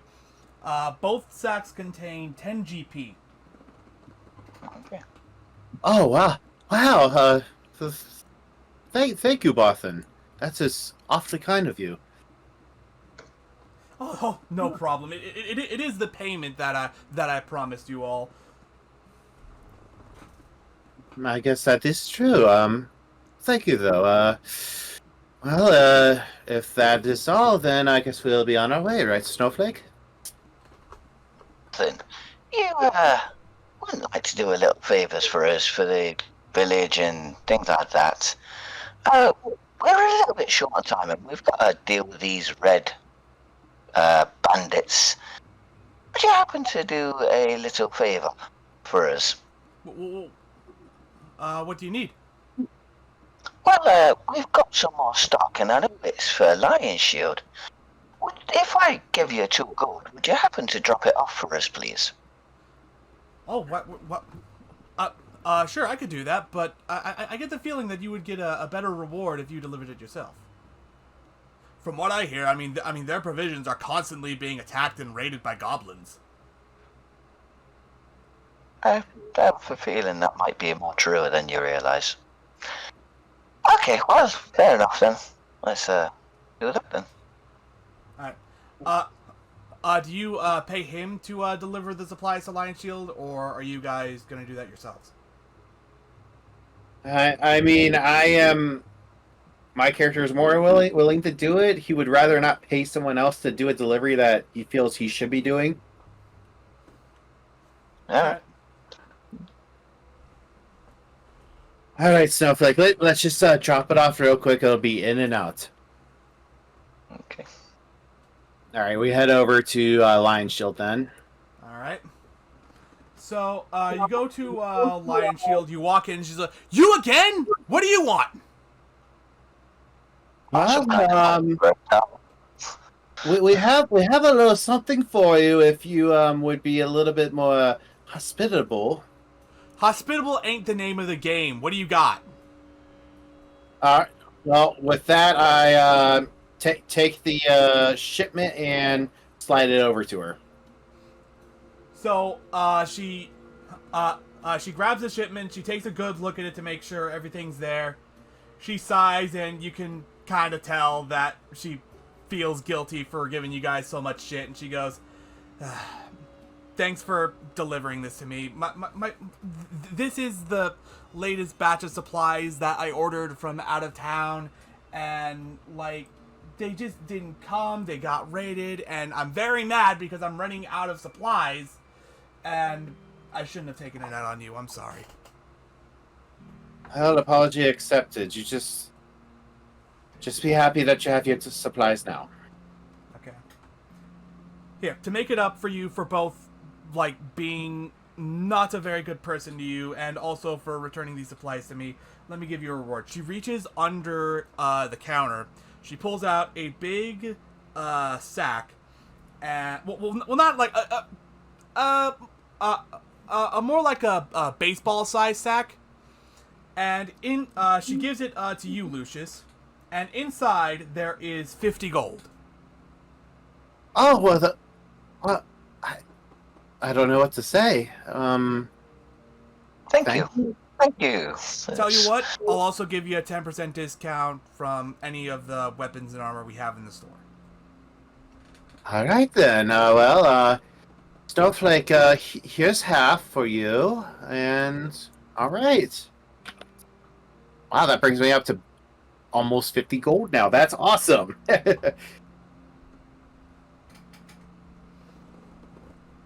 Alright, so what are you guys doing next? It is about 6 p.m. in game time. Well, I'll ask her real quick since she did give us offer us a 10% discount. I show her my current equipment, and I ask her, so anything that you might have that could be an upgrade with from what I already have. In terms of armor, I don't think so. I think your armor is better than anything I have. Let me take a look at the weapons we got. And I'm currently pulling that up. Let's see.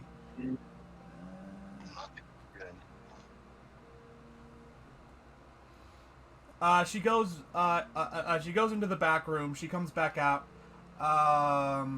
and she has a bit of a list for you. She mentions that I'm making an exception to my pricing rule here.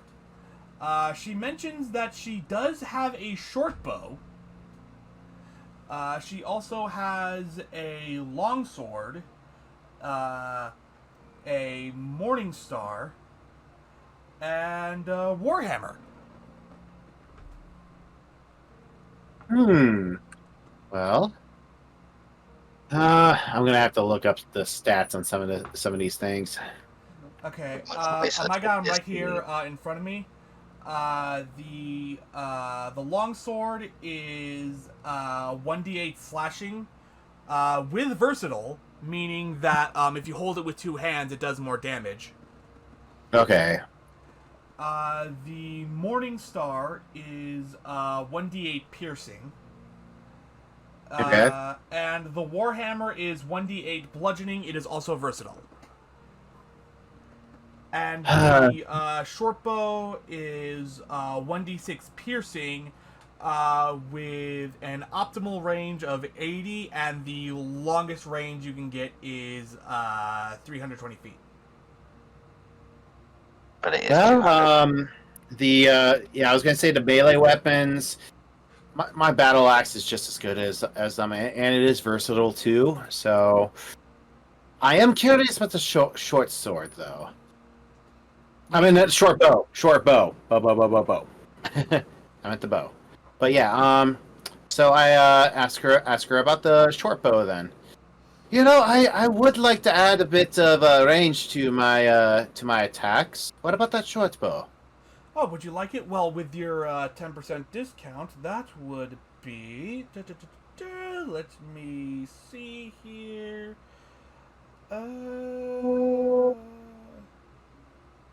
That would be 22 gold. Okay, well, does it come with like arrows or anything like that, or does it? So, I can't remember. So this is another homebrew rule of mine. Any ranged weapon that needs ammunition, so like short bow, crossbow, or even a gun, the standard ammunition for those ranged weapons, you have an infinite supply of those. Okay, nice. And she said, "Huh."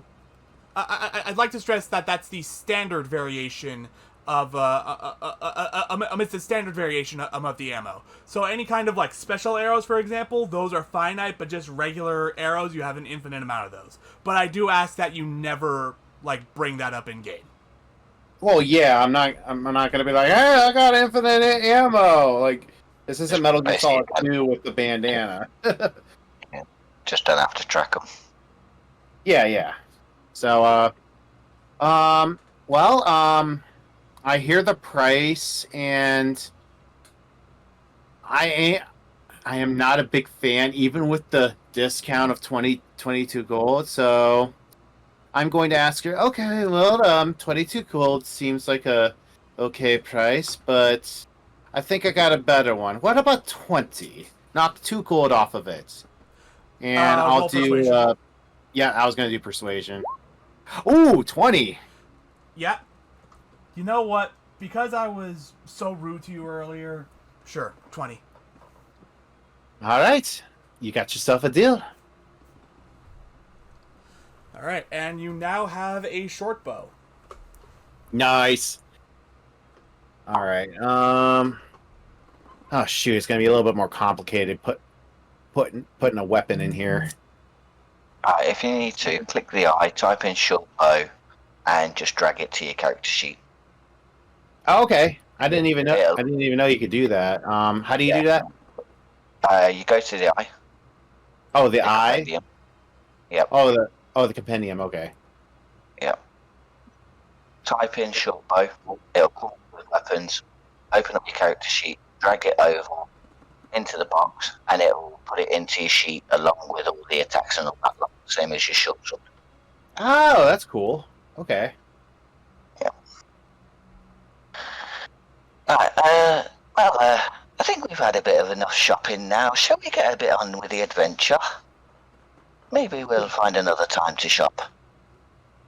Oh, absolutely. Let's keep going. We have bandits to take care of. Yeah. And I think the villagers would like to get on shopping, and they feel the danger, so... So, gonna go to the farm, just to slightly fast forward. All right. And speak to the person about the he said about a hidden passage or a cave or something like that. So you arrive at the farm, and you see a female halfling of about 45. She's tending to the fields in the farm.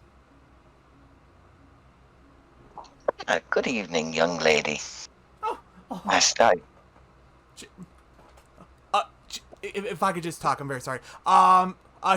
She's very flustered, and she's actually blushing a little bit at the young lady line. Not to disturb you, and obviously you're very busy and a hard worker you are. We've heard along stories that you've happened to see a bunch of these bandits take a exit of some sort that might give us a little advantage getting to them. Oh no, Would no, you be able to point us in the direction? that's not me, but I think that's my son, actually. Cop, come here, cop.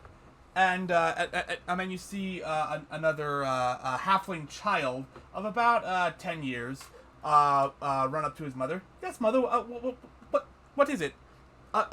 These men are talking about the bandits and like some kind of like exits or something that they use. And he goes, oh yeah. I saw these like really mean, really ugly looking bandits like taking some people like through this like tunnel in the woods to the east. They almost spot me, but they didn't. And then I immediately ran back here.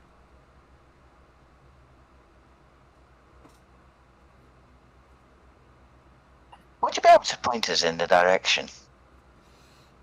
He points to the woods over here-ish. Okay. Well, don't want to pull you too far away from your mother. If you can just give a description of a tree or some sort like that. Hold on. Please do not say wood. Uh, could you ask that again? I'm sorry. Please do not say wood with that description. It's a wooden tree. I don't know. I was just like exploring the forests over here ish, and like I just came across a cliff, and there was like a hole in the cliff, and the bandits were going in and out of it. That's much more help than I could ever ask for. Thank you, little man. You do me a favour, and I'm going to just slightly go to his shoulder and look after your mum. She's a hard-working girl. Okay. Good lad, and I'm going to pass him a silver piece.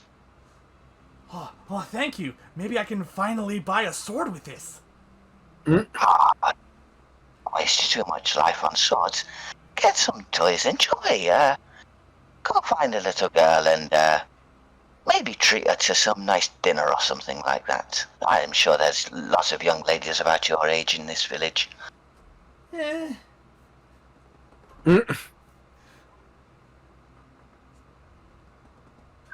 On that note, go on, Lucius. Let's go and walk along this cliff and see if we can find this exit. Enjoy your day. Have a good life. All right, well, let's move forward then. By the way, how do I delete lines on the character sheet? Lines? Like I created some because I didn't know about like dropping items on there, so I was creating like custom ones. How do I delete those lines now that I have the proper things on there? Let's see here.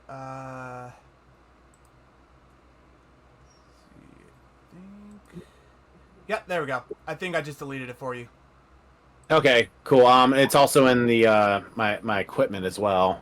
There's just a couple of lines, the ones that are not check marked. What you do is that at like the bottom of every section, there's like a padlock. If you click it, like basically every line will have like a red dot next to it, and then if you found click it. that, yeah, and then if you click that red dot, it deletes everything. Okay, cool. Yeah, I didn't even know about the little compendium icon on the side, so that really helps. And for any viewers, here's some nice helpful tips if you're not sure. Alright. Now we know, and knowing is half the battle. G.I. Joe. All right, let's move on. Yep. All right. So you guys travel into the woods, and once you reach the woods, you just start heading north towards the cliff, and then you just kind of walk along the cliff until you find a cave. And let me see here, because basically this is going to be the entrance to another dungeon. And I'm trying to figure out where exactly.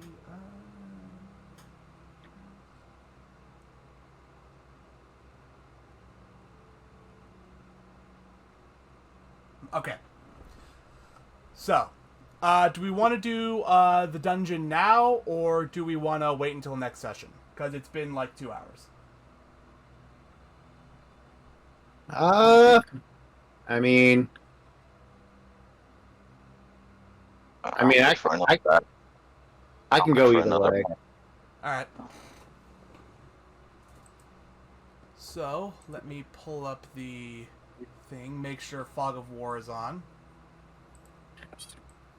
Okay, Fog of War is on.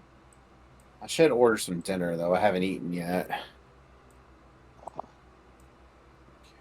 Do we want to like take a break before we do the dungeon? So like we can get like food or drink or whatever. I mean we don't have to. If it, I don't know. All right. All right then. So, I've just changed the map, And you guys should enter right about... if it'll... Hold on. Let me... feel... You guys should enter right about... It's not working. Hold on. Right about here. Towards the southern end. Just the black screen. I need my token on there if I'm going to have any visibility. Okay, let's see here. Right, oh no, there's a little bit at the bottom leftish. Just about here. So you're going to be like right here? Yeah, that's fine.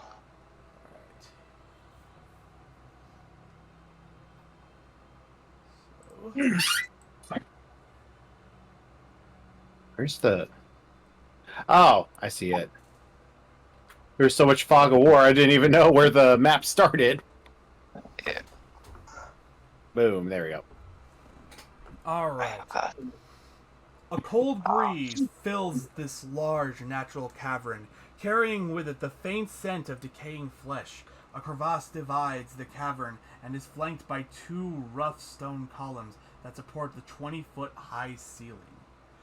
Two arched wooden bridges span the chasm. And I'm going to reveal a little more for you guys. Just to let you know, the top token is the one I can control. Okay. So, you're not using the bomb token?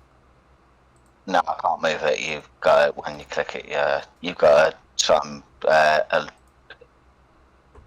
matter. I'll talk to you out of game about that. But moving forward.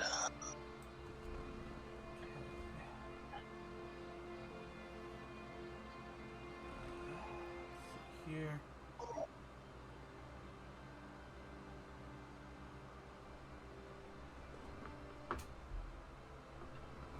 One second, I'm just reading the book again for, like, details. Yeah. I'm gonna briefly talk to Lucian while you do that. Well, that village seemed very nice. Yeah, it was quite quaint. Although I hope it gets better after these bandits have cleared out. Yes, it seems such a nice village to just ransack and things like that. Yeah, and they were so friendly people, especially at the air shield. Most charismatic person I've ever met.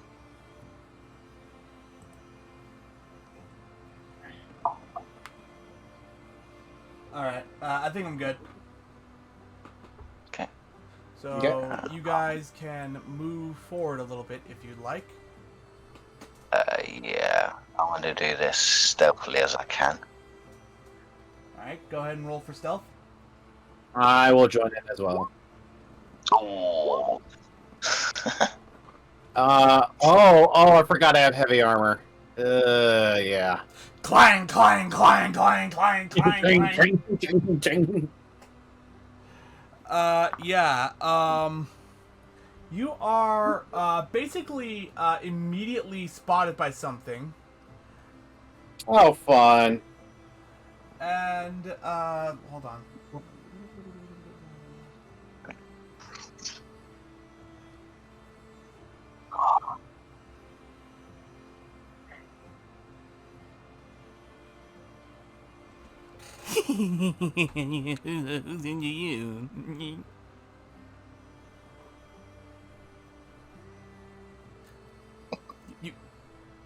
You basically hear that in your head. Who are you? Okay, that's creepy. The red rose jumps over the big fox.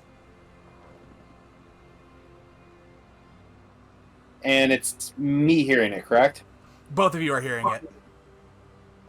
Snowflake, do you hear that disturbing voice? Besides the other one, yes. Yes, he seems such a cheerful chap. We might need to be a bit of alert. I see you.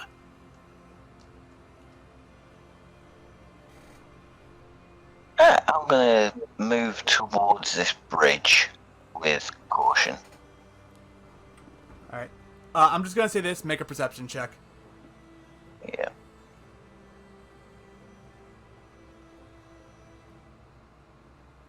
Oh, Ooh, 11. yeah, sounds about right. A little bit on edge, not quite. Yeah. Got a bit of nerves. Lennon, would you like to do perception? Yeah. Oh, slightly better. So right around here, you see this. If you can see the token. What in the world is that thing? Who are you? Uh, And as you hear that, you realize he didn't move his mouth. the better question would be, what are you? Oh, very rude you are. Very rude. I mean, it's hard not to be rude towards a something that I'm having a hard time completely grasping in my mind. Well, they promised me corpses. I guess live ones will do. Roll for initiative. Well, you're going to be sorely disappointed, you creature. I'm gonna ask you to roll for initiative again because that didn't go in order. I'm in the turn order. Click your token first, and then do initiative. Oh, gotcha. I didn't know that's how it worked. Can you right-click on my token and just add me to the turn order, please? All right. And let's see. And of course, when I finally do it, it's the lowest one. And I'll add the God so bless America. Okay. And now. if you need to, click on the number 2 and you can use your first initiative by All typing right. in 4. So let's see here.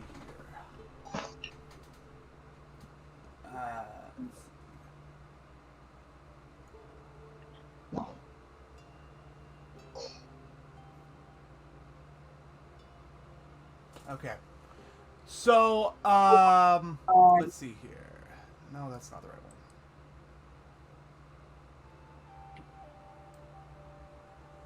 one. All right. Basically, this thing just kind of looks at you, Snowflake, and you need to make a Constitution saving throw. Oh, dear Lord. Yeah. No problem. This is Rotting Gaze. 15? Okay. So, you feel this weird shiver go down your spine as this happens. Like, that gaze is definitely doing something to you, but you don't really take any damage. And with that, it is now your turn, Snowflake. Okay. Also, I'm just going to reveal the rest of this room for you guys.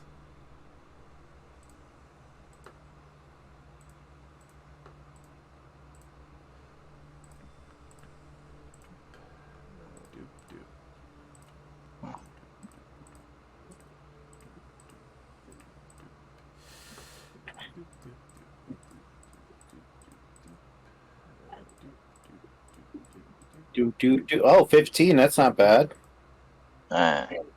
Is this a all the way up to the ceiling or just a mount? Yeah, that's all the way up to the ceiling. Okay. The ceiling is like 20 feet high, I believe. Okay. Okay. Well, I'm going to move 5 foot forward and 15 feet up. Okay. Alright, so I won't be able to do anything with that, so I'll use a good old ice knife. Ice Knife. All right. Does he need to make any kind of save or? Alright. Does it hit for a first start? Oh, just AC. It does not hit. Okay. Give me a second. I hit or miss the shot explosive. Okay, so yes, he will need to do a dexterity save for cold damage. Okay. No, he doesn't. Right, so now I'm going to do the damage for the cold, so ignoring the first one. He takes 7 cold damage. All right.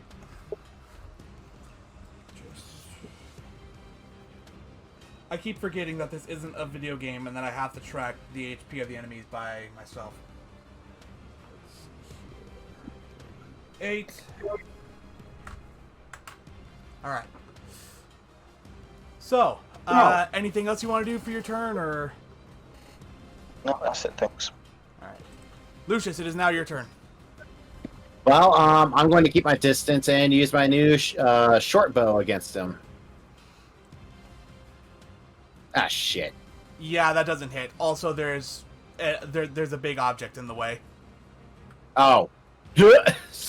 Well, I'd probably explain why it missed. okay, I will move over this way and then my turn. Alright. So, it is now the Nothic's turn, and once again, he is going to try Rotting Gaze on you, Snowflake. So, Constitution saving throw.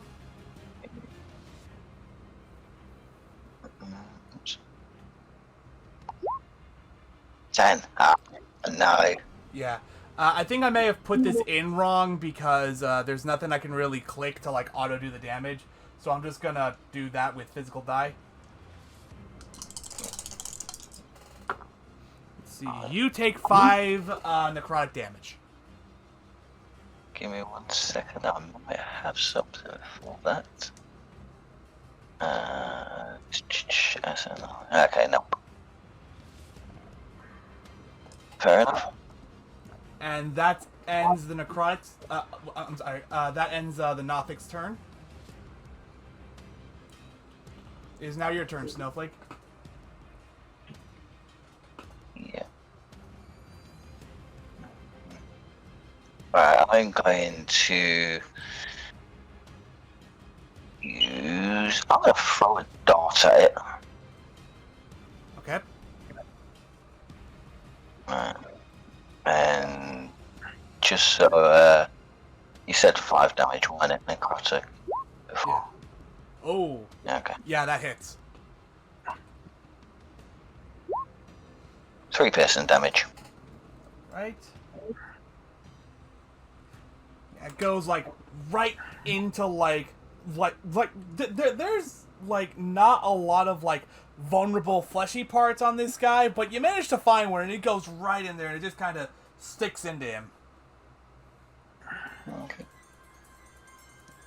Anything else on your turn, or? That's it, thanks. Alright. Lucius, it is now your turn. Okay, so before I fire, is there anything blocking my path? No. Okay, good. I'm going to use short bow. Alright. Alright, 18 this time. That hits. And that's 4 points of piercing. Right. Does that end your turn? Yeah, I don't think I can really do anything else. I don't want to get close to him. Alright. Or- Well, unfortunately, he has decided that he wants to get close to you. Of course he does. Of course he does. Let's see here. Hold on. Trying to... There we go. 2, 3, 4, 5. He's right there. And he is going to attack you with his claw. Oh, come on! I'm guessing a 20 hits. Yeah, it does. Alright. 6 slashing. Oh my gosh. Yeah, this I'm looking makes- pretty hurt. Yeah. Alright. And the Nothic has multi-attack, but only with his claw, so another claw attack. Does an 18 hit? Just hits. Yeah. Do you have some loaded die that you're using? Are you serious right now? Are you serious? Are you serious? Please tell me you're serious. I am. Well, guess what? I'm down to 0 hit points. Oh! I had exactly 7 HP. So with 2 swipes, he basically downed me. Yep. Snowflake, it's time for you to, it's your turn. Okay. Yeah, I'm... I'll help you in a second. I got something for you. Alright, so I had a thought. Okay. Damn it. There. Does 12 hit? No. No. Okay. I'm going to use a bonus action and use Healing Word on Lucian. Jason. Alright. No. Even while I'm writhing in agony, clinging to life, I'm like, screw you. There you go. You got 6 healing points. Well, I'm back up then. Alright. That ends your turn, Snowflake. Lucius, what are you gonna do? Oh, battle axe! I'm gripping my battle axe and ripping and right into his fucking head. What? Come on! Because you just died, I'm gonna say you have advantage. And that's Okay. a crit. Yeah, that's a critical hit. So, first roll damage.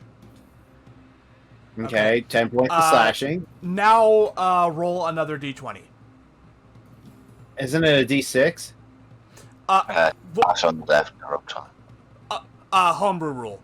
Basically, what happens is that when you roll a crit, you roll for damage, but then you also roll another d20.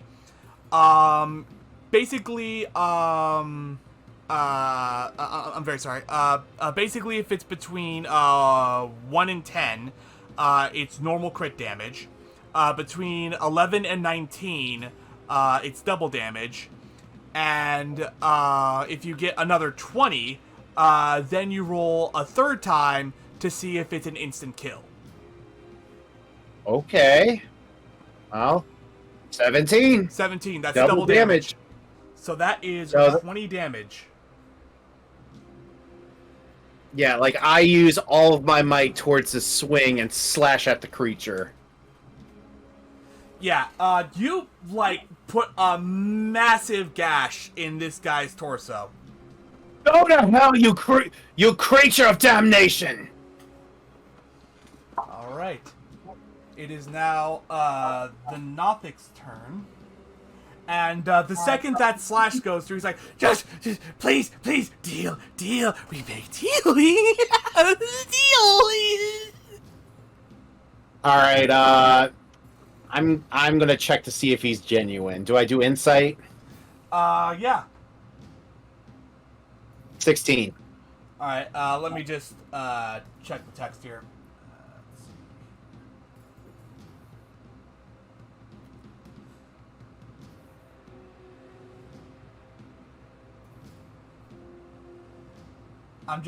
I'm just reading to see, like, what its things are.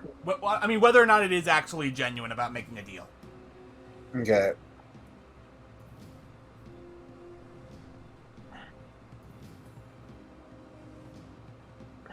Maybe we can persuade it to feed on the corpses that we kill or give us a little hand. I mean, I am very, very tempted to just slash his head off. But... Oh, hold on. Okay. So, I will say that he is actually telling the truth. He is actually telling the truth and willing to make a deal.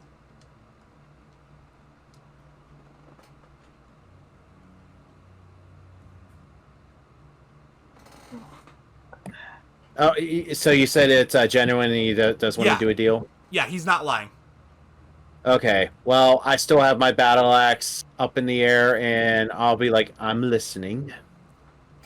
I like eating corpses, and these people, they make deals with me, you know, like people trouble them in the village, they kill them, and then they feed me their corpses, and in return, I stand guard here, and I get to eat the corpses of any intruders, and also I leave them alone. It's that simple, but I have no problem eating them instead.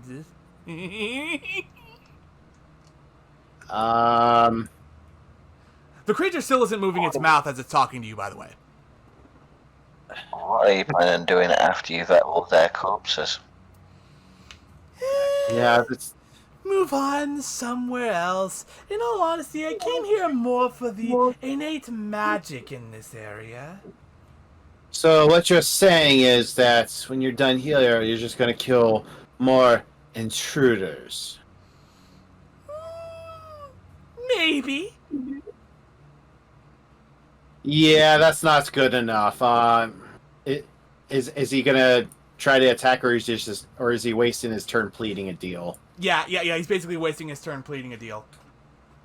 All right. Well, since it's Snowflake's turn, it's like Snowflake. Why don't we take care of him?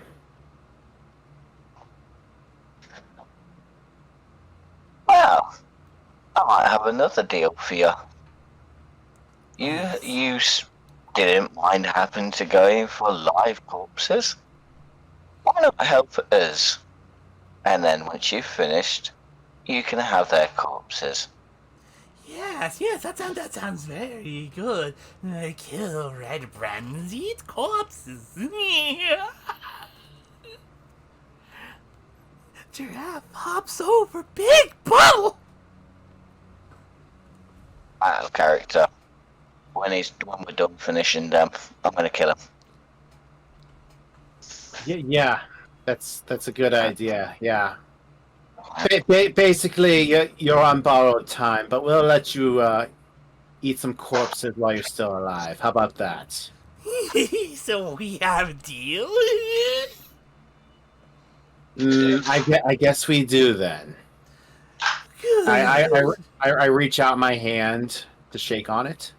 He licks it. Okay, I guess that means the deal's a deal. You taste good. Don't think about it! I won't. Deal's deal. I swear, if you go back on our deal, then I won't just put you out of your misery. I'll mince you up and feed you to the bugbears.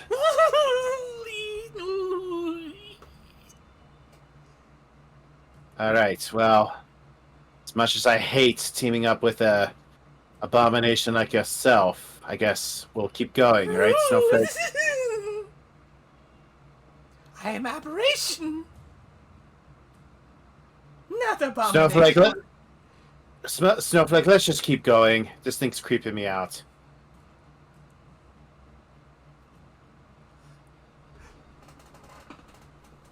Snowflake? Right, Sorry, I'm muted. Yeah, would he happen to know the direction of the leader? Or at least the one that seems to make the deals with him? let me see here. I'm actually not sure if he does. Let me see.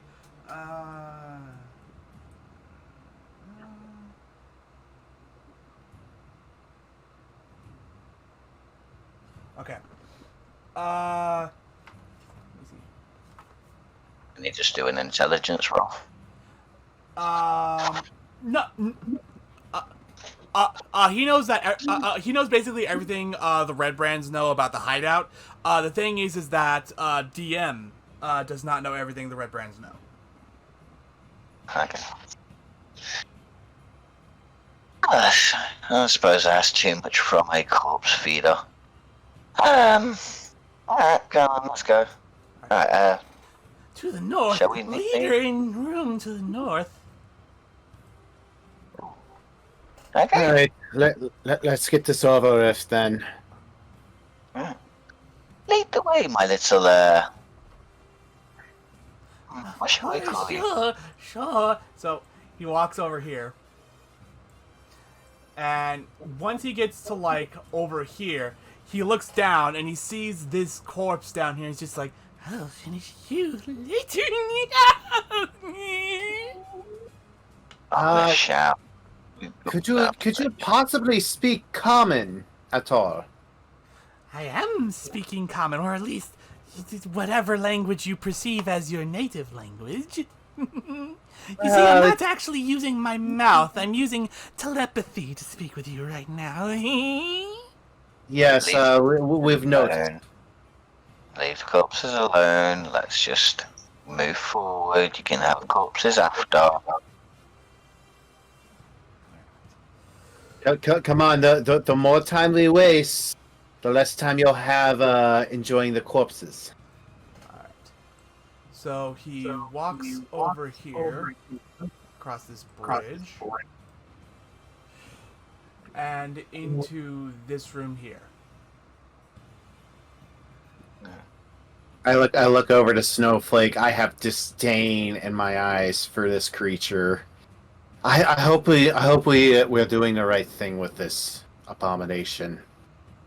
I'm gonna float down to the corpse and just have a quick look to see if it would possibly be the rough idea of what we got as what there was mentioned about the woodcarver.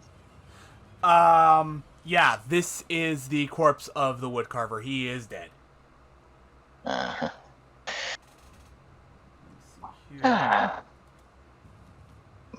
Maybe we need to bring the corpse to the family.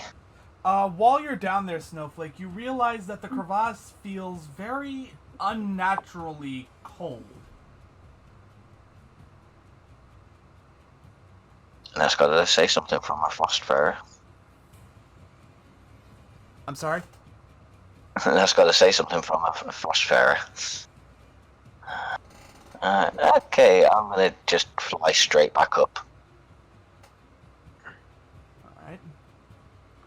Alright. And you're gonna follow the Nothic? Yeah, I'm gonna follow Lucius. That I'm presuming is following enough. Okay. Well, what did you find about that corpse that our creepy friend was looking at? Well, I found the woodcarver. Maybe we need to finish off and take him to his family after. But in the meantime, we've got a little thing to do. Yes, we do. That creature is right. It's going ahead of us. Let's follow it. Hurry! Please stop doing that. Snowflake is absolutely loving his laugh. Like, no, my character has a complete disdain for creatures like that enjoy eating corpses because he thinks it's unnatural and unholy.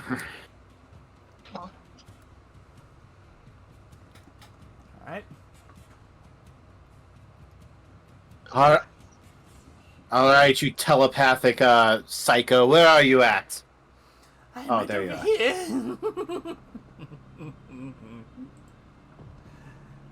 Okay, let's see here. This area is the north end of a large natural cavern, but it has been finished with dressed stone blocks and a flagstone floor. Several barrels are stored against the walls here, along with a number of empty crates, straw for packing, hammers, pry bars, and nails. The cavern continues for some distance to the south. You can make out several passages that open up off the larger cavern, and what looks like a deep pit or crevasse in the floor. The Nothic looks at you. This way, secret door. Yeah. And he just goes right in here.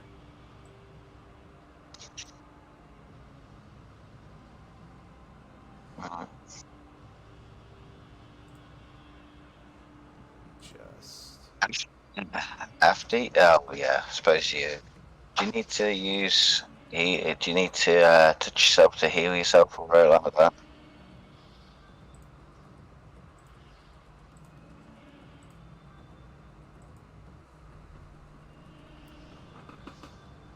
I'll really go for a Lucius? spell. Oh, sorry, I had my mic off. I might as well use a potion of healing. What do I roll for potion? Let me see if I can find that real quick in the book. Don't mind that. 1d4 plus 2. 1d4 plus 2. All right. There is small homebrew rules. Oh, it is very effective though. So I healed 6 points of health from that. So I'm back up to 12. Still not very much. I only have one spell slot left. All right. Come along, come along.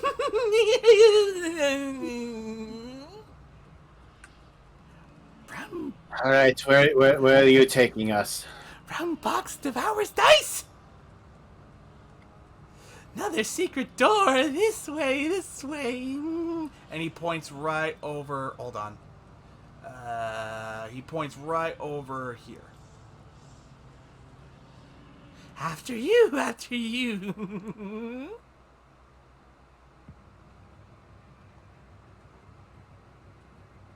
You said you wanted to find a leader. Yes, leader in here. DA. All right. Well, do you know if there's anyone else besides the leader that's with him?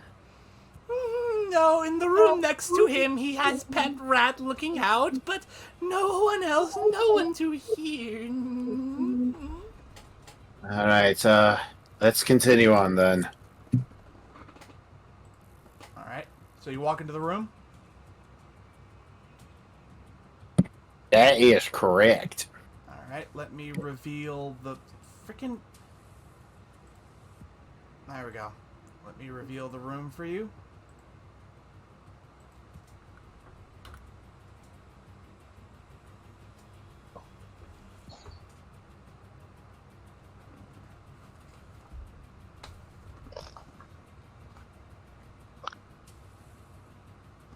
Are we using the same initiative rules or and then just correct them? Actually, let me get rid of those real fast.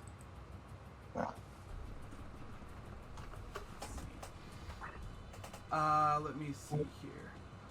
The walls of this bedchamber are covered with drapes of scarlet cloth. The furnishings include a small writing desk with a matching chair, a comfortable-looking bed, and a wooden chest at the foot of the bed. Sitting at the desk is a short, dark-bearded human male in robes, studying a tome. He wears a princely mantle of ermine. A beautiful glass staff leans against his chair within easy reach. I want you all to roll stealth. That's that's gonna be pretty hard.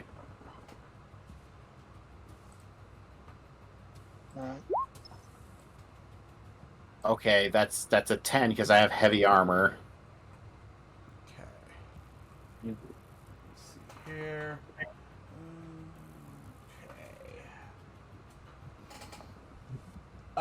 Yeah, so he doesn't notice you, Snowflake, but he does hear clang, clang, clang, clang, clang. And then he turns to look at you. Go, who goes there? How'd you find the secret door? Well, creature friend over here led us over, and I lead the creature to his field of vision. Well, I have to. So it goes right here. Right? Or where That's are you correct. guys in the room? Well, I was trying to sneak, so I'm basically right here. Okay. So you pull him like right here. You see the scar. You see the wound. You see the wound on my person. I had no choice. All right. So about our dear creature, You wanted corpses, didn't you? Yes, and his claws will do nicely. Well, let's beat him until we get some information. Then you can have his dead corpse. How about that? And you just see the human go over my dead body. Roll for initiative. That's kind of the point, sir. Don't forget to click your token. I did click it. Why isn't it? There we go. Well, much better than last time. All right, Snowflake, you go first. I'm still stealth, so technically I should have an advantage.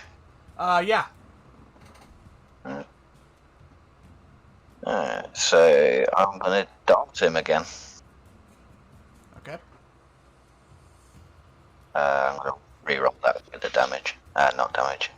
17. All right, that hits. 4 piercing damage. Okay. 4 piercing damage. So you get him, and you get him like right again, like right in the shoulder, and he just got. Where did that come from? And then he looks up to where the dart came from and sees you. You, there's more of you. Hello.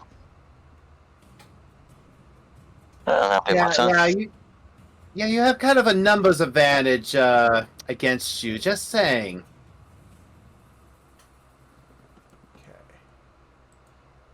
Okay. Lucius, it is now your turn. All right, battle axe time. Oh wait, wrong one. It's a 14 hit. It does. All right, let's just count that 6 points of slashing damage towards him then. All right. Oh, right. Okay.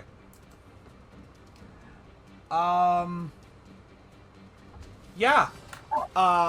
You get him good with that, and he is not doing good, at all. So, does that end your turn? Yes, it does, and I quip to him. So, about this being over your dead body, are you sure you want to die on this hill? And I'm talking literally, die. And it is now the Nothic's turn. The Nothic is going to go right here, and he is going to use Rotting Gaze. I yell to him, don't kill him until I tell you. Let's see here. Oh wait, he's got to make a Constitution save. Let me see that. Oh, he definitely makes that. Oh my god. Yeah. Being a mage, and being the fact that he was the one who originally made the deal with him, he knows what this guy is capable of, and he has prepared himself physically and mentally for this. So that does nothing, and that basically ends the Nothic's turn. With that, it is now the mage's turn. And he's going to try to run away, so attack of opportunity for you, Lucius. Oh, hell yeah. Ah, shit. Yeah, that misses. He's like just out of range. And he is going to take the dash action to go over here through this door. And he is going to end right here. Snowflake, it is now your turn. Yep. Alright. So, not that for in a bit. I'm going to... Getting away! Oh, that's so fucking... Ice blast, that blast. So I'm gonna fly over here. And can I see him from where I am? I will Is he up? reveal what you can see from this point. Yeah.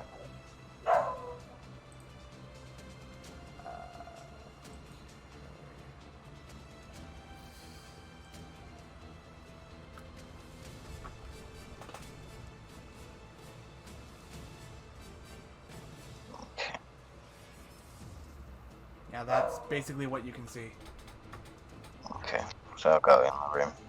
And I shall now reveal the rest of the room to you.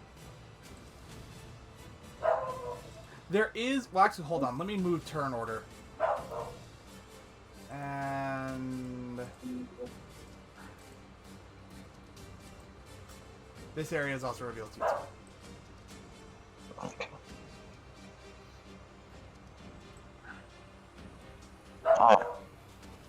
So, I think for this one, I'm going to throw a dart at the rat. Okay, that hits, and the rat's dead. Okay, then. Wow. And that'll be my turn. He looks back. Ratatouille! No! I couldn't That's come up with a his better name, name. right? I couldn't come up with a better name. Okay, fair enough. Alright. Does that end your turn? Yeah, my son. Alright. Lucius, it is now your turn. Okay, how much? Okay, I got 30. So, you're hovering, right, Snowflake? Yep, pretty much. Okay, I'll go right underneath you then, because that's basically all my movement. And I will attack my short bow. Alright. Damn it! Yeah, that just barely misses his head. It is now the Nothic's turn, and he is going to move right here. And he can't really do anything because you're blocking his way, Lucius. I'd like to help, but there's a very large person blocking my way. I'm not that big, but alright. It is now the evil mage's turn. He is going to dash over here. Wait, before he dashes, can I do an intimidation check? Yeah, sure. Alright. 18, I yell out, "Come fight us like a man, you coward!" Okay. He fails. But he is actually so intimidated that he's just like, no, I'm not doing that. Wow, what a wuss. So, he's gonna come over here, down through here, and you're gonna hear him yell, You morons! We have an intruder in the base! And then he's just going to keep on running. Shit. He alerted the others. Alright, and now, let's see here. Give me a minute.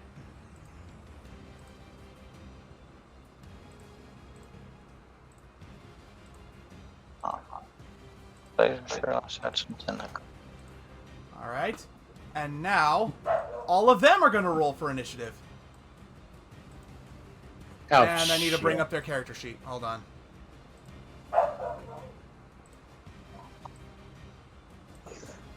Okay. Alright. This one. Now this one. And this one.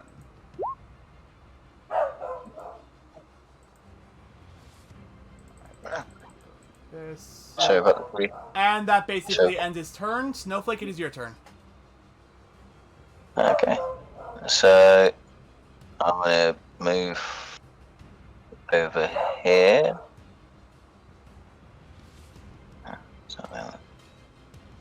And then there.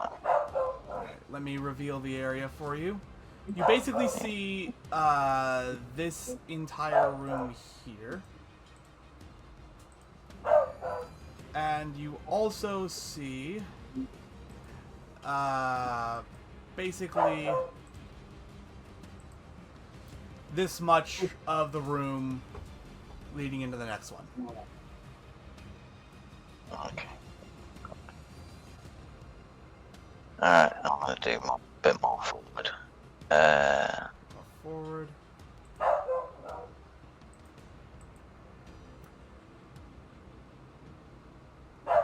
Alright. Can I do a perception check to see the direction he went? Yeah, go Whether I for it. can.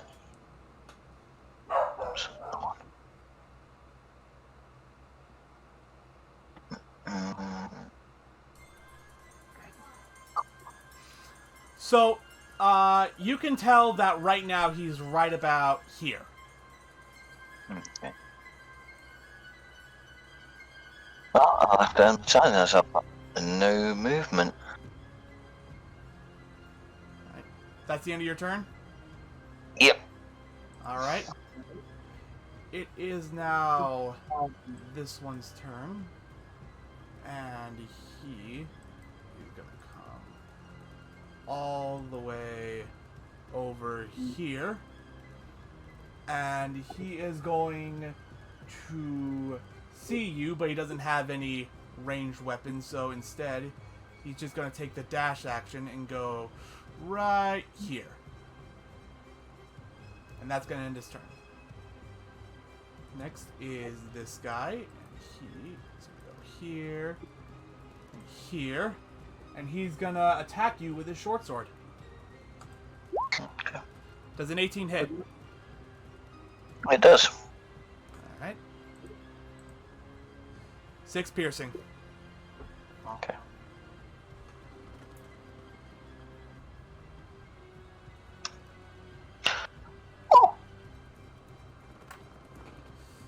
Alright, and that's going to end his turn. Lucius, it is now your turn. All right.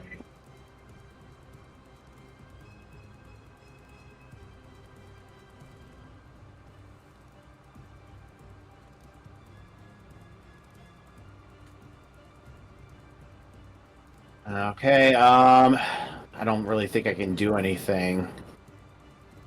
You got your short bow. Right? I mean, I do, but Snowflake is in the way. I don't want to hit him. He's tiny. I'm 5 foot. Yeah. Okay. Also 5 foot above them. Pray I don't get a critical fail. How about that? Okay, 17. Alright, that hits. Okay. Roll for damage. Ooh, 6 points. Piercing. Okay. So, you hit him, and you hit him, like, really good, and he immediately takes notice, and he's just like, oh, fuck, there's so many more of them. Yes, we have a whole army behind us. Oh, roll deception. Shit. I don't know. Hold on.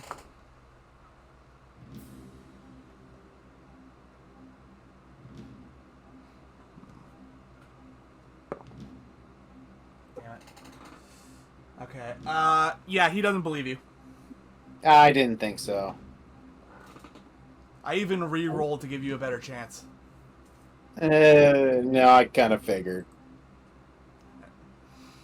So, the Nothic is now going to come in. He's going to go right here. And I'm going to take a look. Do any of the bandits see him? Oh, yeah. They all see him. And they're just like, oh, fuck, he's working with him. And he is going to do a double claw attack on this guy right here. So,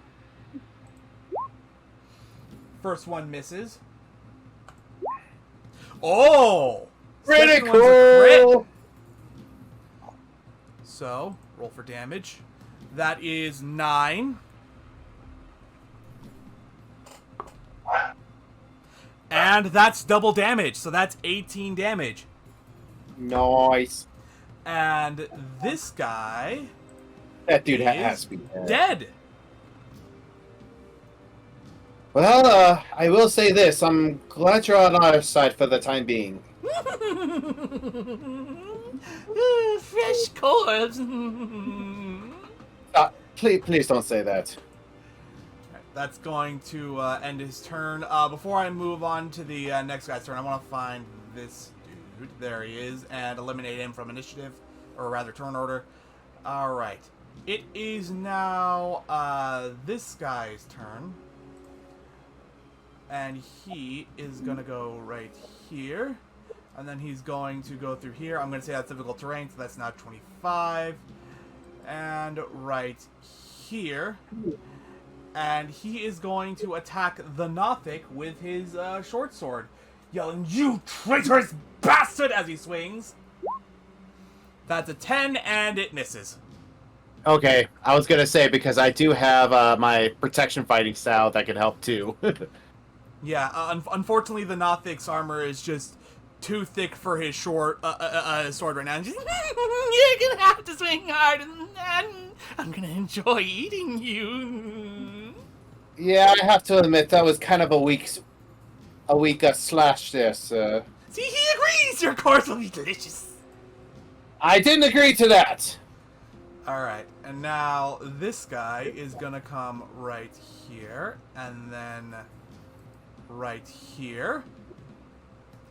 And he is going to attack you, Snowflake, with his short sword.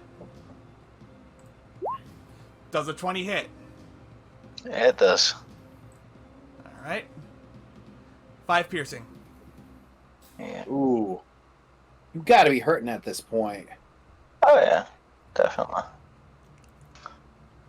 Yeah, like, they kind of have you cornered right now, so, like, you're a little easier to hit than you usually are, even given your tiny size. Alright. Now, Yeah. this guy is going to just go down here. And you're going to hear him shout something, but he's a little too far away for you to fully understand him. And that's going to end his turn. Snowflake, it is now your turn. Okay. I'm going to use. Stop it, I'll use ice knife. Oh. Yeah, that hits. So, oh yeah, it's going to be on this guy. On green? Yeah, and they both need to make a dex save. Alright, let me see here. So the first one is going to be for green. Yep. Okay. He succeeds. And next one's going to be for red. Okay, he does not. So that's going to be 17 damage for red. No. 9 doesn't take piercing damage on the explosion, just the cold. Oh, okay. Yeah. So let's see here. So he gets 9. He gets 9. He gets 8. Green Thank gets you, 9. Windows, for just giving me a random security update. I hope none of my fucking personal information was revealed through that. Thank you, Windows. We made it in editing. All right. Let's see here. Red only takes 8, right? Red takes 8. Green takes 9. Okay. All right. Green is not looking very good. He looks like he's on his last legs. Okay. I can't do much on that, so he's gonna have to. In fact, I'm going to just move over a little bit. So there we go. And I'm going to fly out towards the room. Out towards, like, here-ish, or? No, how high? Oh, how high? Let me see here. Ceilings are 10 feet high unless stated otherwise, so... Okay, in here, it's... I'm at that. Yeah, it's 10 feet. Yeah, I'm at that minute. So I'm going to stick to still being up. Alright. That'll be my turn. Okay. And it is now Green's turn. And, he is, he's gonna just run.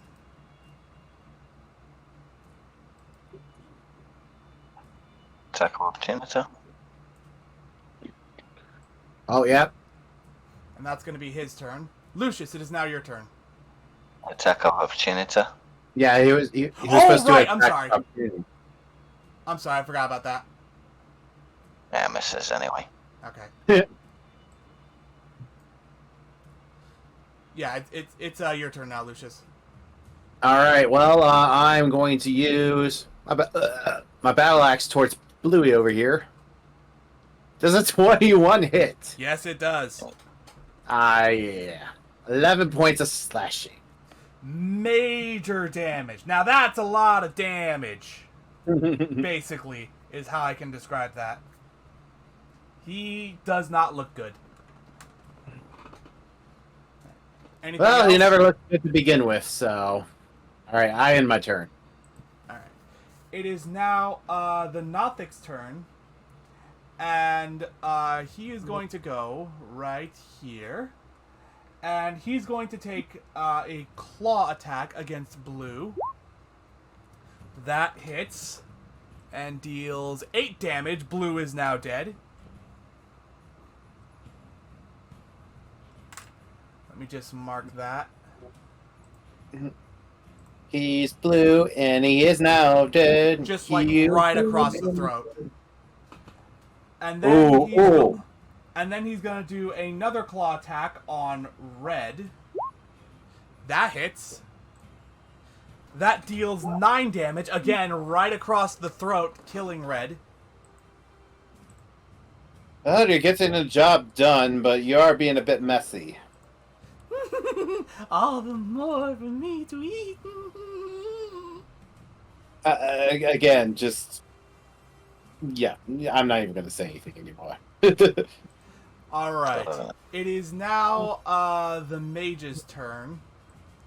And let's see here. He's just going to keep dashing away.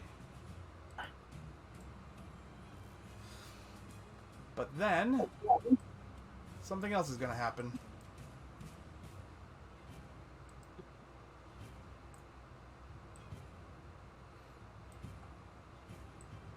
Oh, didn't mean to move that.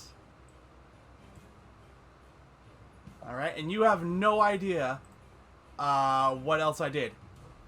Snowflake, it is now your turn. Alright. I'm gonna fly forward to here. 20 feet. I am then going to shape shift. Wild shape. And okay, I'm gonna admit it is a stag picture, but it's a bull. So, and I'm fairly sure a bull is a large creature, so you may need to adjust my token. Alright. Shit, I ain't got a token. Give me 2 seconds. There we go. Yeah, right down to the start. Come on, yes.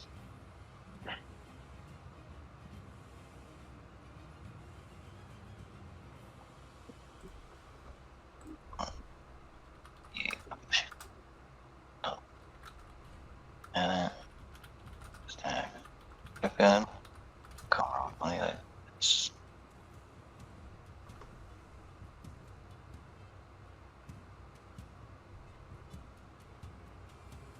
Oh shit, it's already done. Nice. Okay. Okay. And I'm fairly sure it's a large creature, so it'll take up 4 squares. Alright. Yeah. Large. Oh, that explains it. I'm using the wrong tool. Let's see here. Advance. Dimensions. Units. 2 by 2. There we go.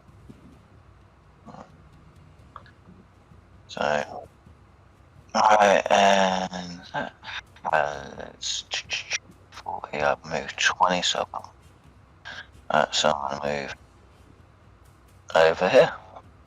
Alright. And, I realize that one of the red bands are technically still alive. You know what? I'm gonna say he trips on something and dies. I'm just gonna say he trips on something and dies. That way I don't have to deal with that anymore. Okay, then. Alright. Lucius, it is now your turn. Okay, well... All that's left is the mage, and I have no idea where he's at, so... I yell out to Snowflake, Snowflake, have you found the mage?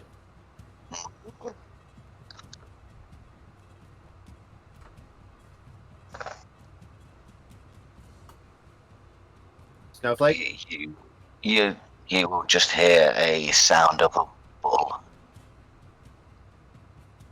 Oh, So Moo, Yeah, sort of, maybe, yeah.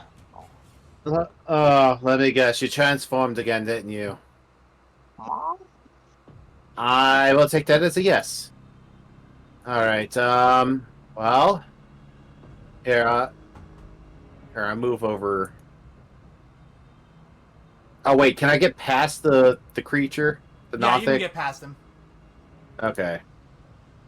All right, I go over here. Well, oh, I'm gonna use my dash by the way, since there's no enemy. So Okay. 10, okay, so I did 20 so far. So, unless I'm mistaken, you have about 40 left. Yeah, so I got 5 feet of movement left. Anything you can reveal to me at this end? Uh, if if the freaking thing will work, why is this not working? Okay, you know what? Screw it. There we go. That's what I can review. I'll reveal for you right now. Okay, well I'll use the last of my movement, and that ends my turn. All right. It is now the Nothic's turn, and he's taking quite a liking to you, so he's gonna follow you. And that's gonna end his turn. Lovely. And what I will say to you, Lucius, is as you're running through this hallway, you hear hurried footsteps to the south. Think I hear him. All right. That will. Well, actually, hold on. There is something else I'm doing on this turn.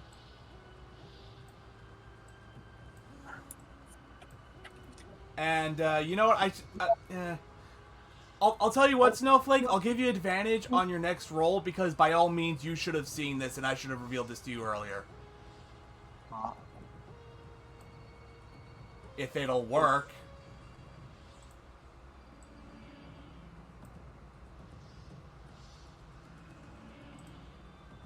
It is now your turn. Yeah. Oh. Yeah, basically he alerted the bugbears in the room to the south and then ran off through the hallway. So I'm gonna move over just slightly, and I'm gonna hold my action, waiting for a trigger action for them to. Once they get there, I'm going to.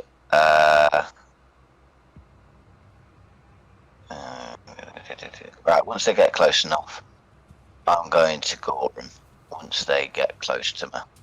Or at least the first one. The reason I haven't had them roll for initiative is because I'm having them all kind of act on, like, the evil mage's turn until they, like, properly see you. Yep. They're in vision. Lucius, it is now your turn.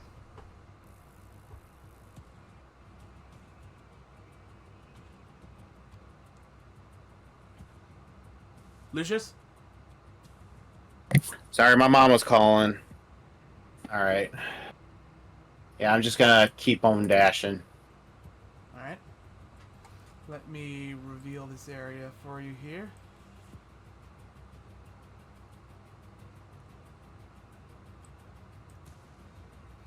And this is basically leading to the crevasse area. Yeah, And so I'm going to point you to the south right here, where you see the evil mage is about to make his escape. Because of everything that's happened, I'm going to give you one chance to hit him with the short bow with advantage. all right.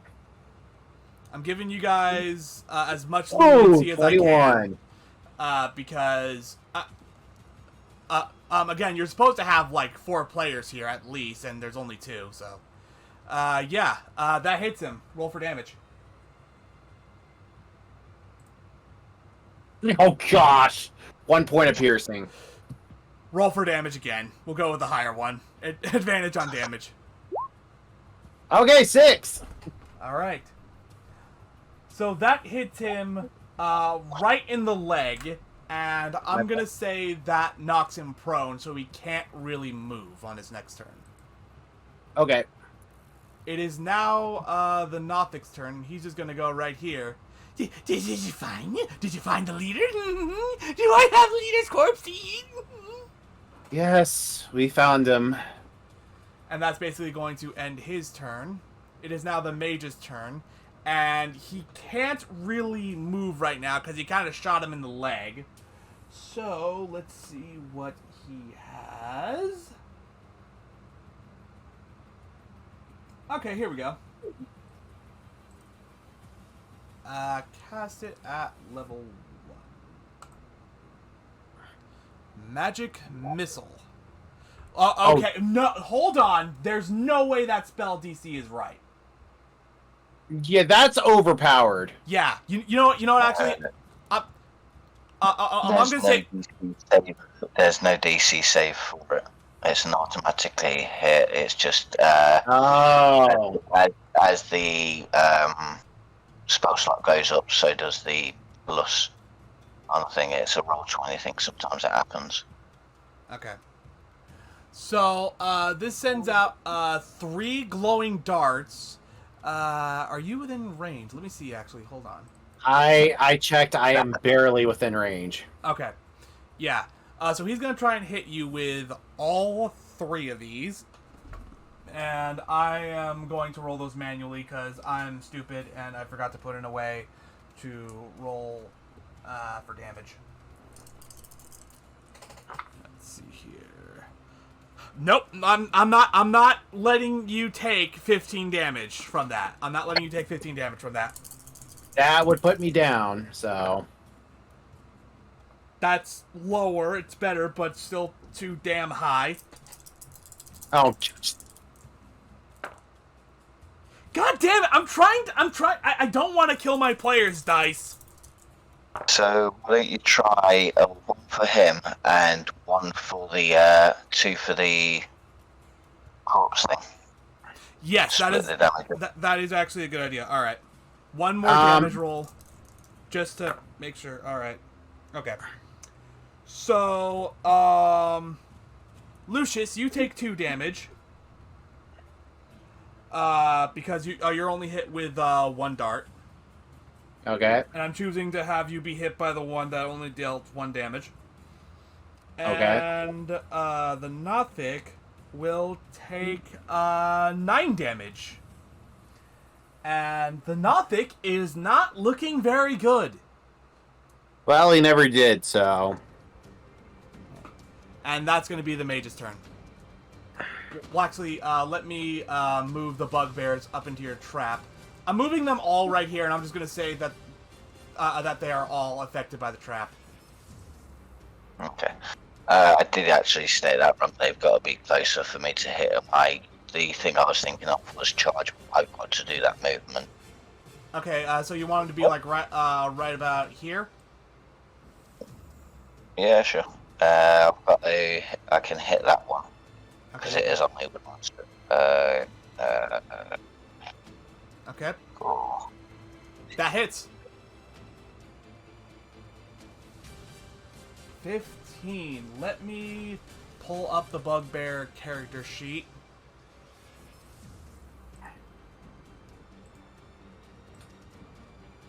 Okay. And now I have to assign each of these a color. Let's see. Blue. Green.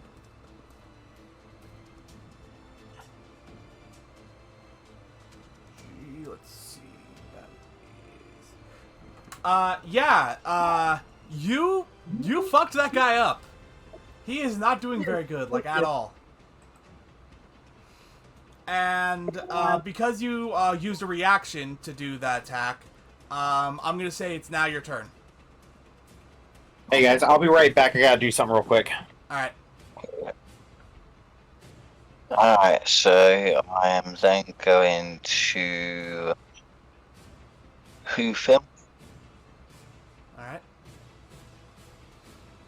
15. That just barely misses.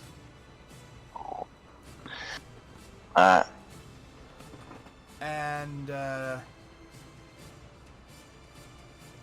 Oh no, I'm going to stay where I am. I'm not taking out attack opportunity. you know what? I am going to do what I can to. Just play it through. If we get damage, well, we'll have to work around that and discuss how we're going to work it to what it needs to be, whether it's a reroll character or. Yeah, I'm okay with it. Okay, let me see here. Or where is it?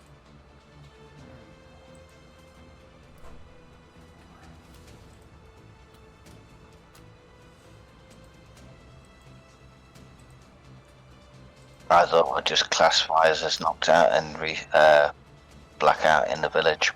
Yeah.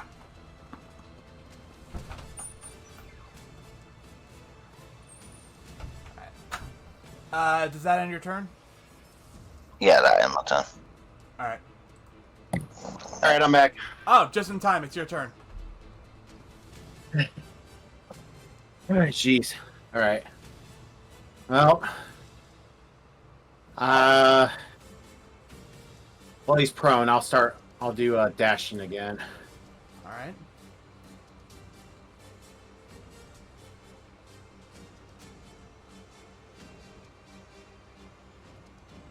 And boom, 60.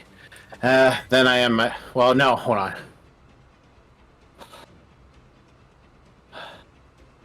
Sorry, I'm out of breath. I was carrying something heavy. I am going to use a cure wounds on myself real quick. Alright. So it says 1d8 plus your spellcasting ability modifier. I don't know what that is. Go ahead. Alright, well. It'll either ace and it's your charisma. Oh, it's charisma, so it'd be 1d8 plus 3. Okay. Alright, I heal 7 points. Alright. And I'm guessing that ends your turn? Yes. Alright. It is now the Nothic's turn. He's gonna come on out. Actually, hold on. I'm gonna have him go right here. And because he can't see him, he's gonna take the dash action. Right here and then right here, and that's gonna be his turn. It is now the evil mage's turn. If I can pull up his character sheet. It's here. What else does he have? Oh, here is this. Yes. Okay, again with this freaking spell save DC. Choose a humanoid target that you can see within range, and I'm going to say that he can see you. The target must succeed on a wisdom saving throw or be paralyzed for the duration. At the end of each of its turns, the target can make another wisdom saving throw. On a success, the spell ends on the target. So... Well, that's not fair. It's too high. Well, I'm going to say that because, like, that is so impossibly high, I'm going to cut it in half. The spell save DC you have to make is a 13.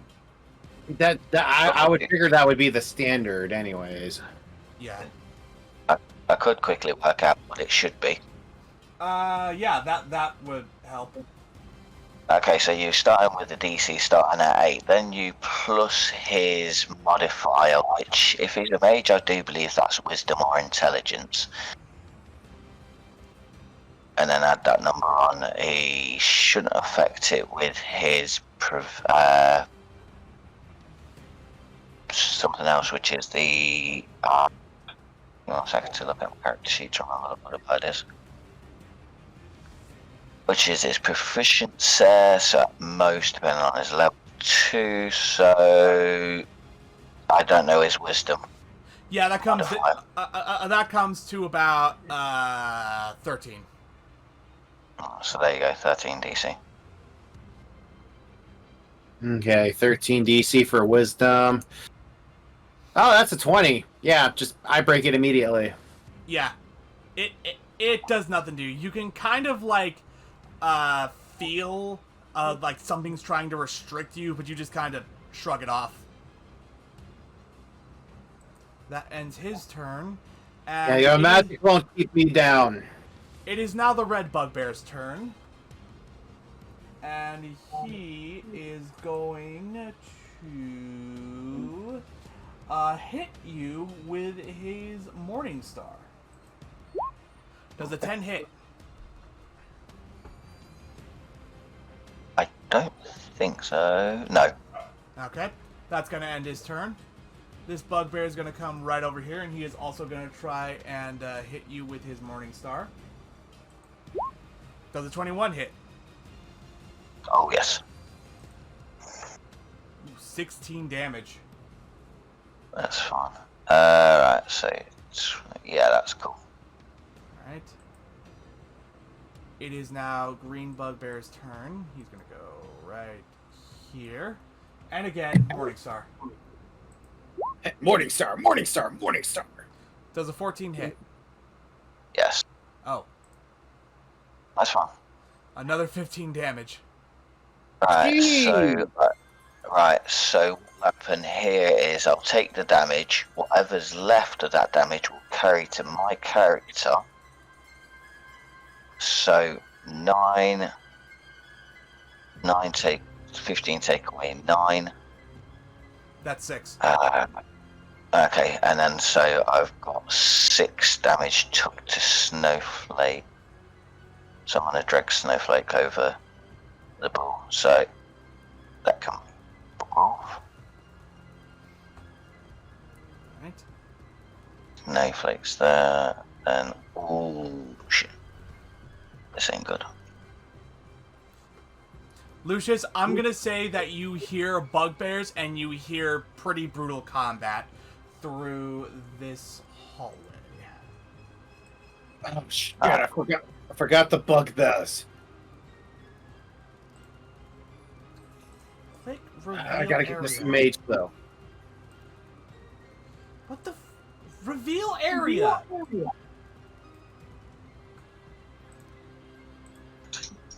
All right. Oh wow! I was right. I was right next to it. Okay. All right. That ends all the bugbears' turns. Snowflake, it is now your turn. Alright, so firstly, close that sheet down.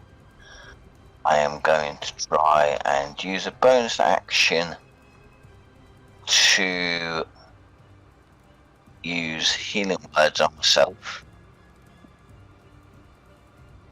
All right. And I'll cast that at level 2.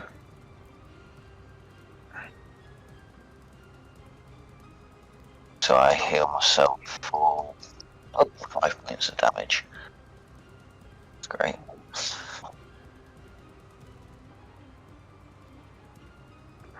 So I'm a little bit better. Not too much, but a little bit. All right. You said you were doing that as a And- bonus action, right? Yeah, that's healing words as a bonus action. And then I'm going to use Thorn Whip against.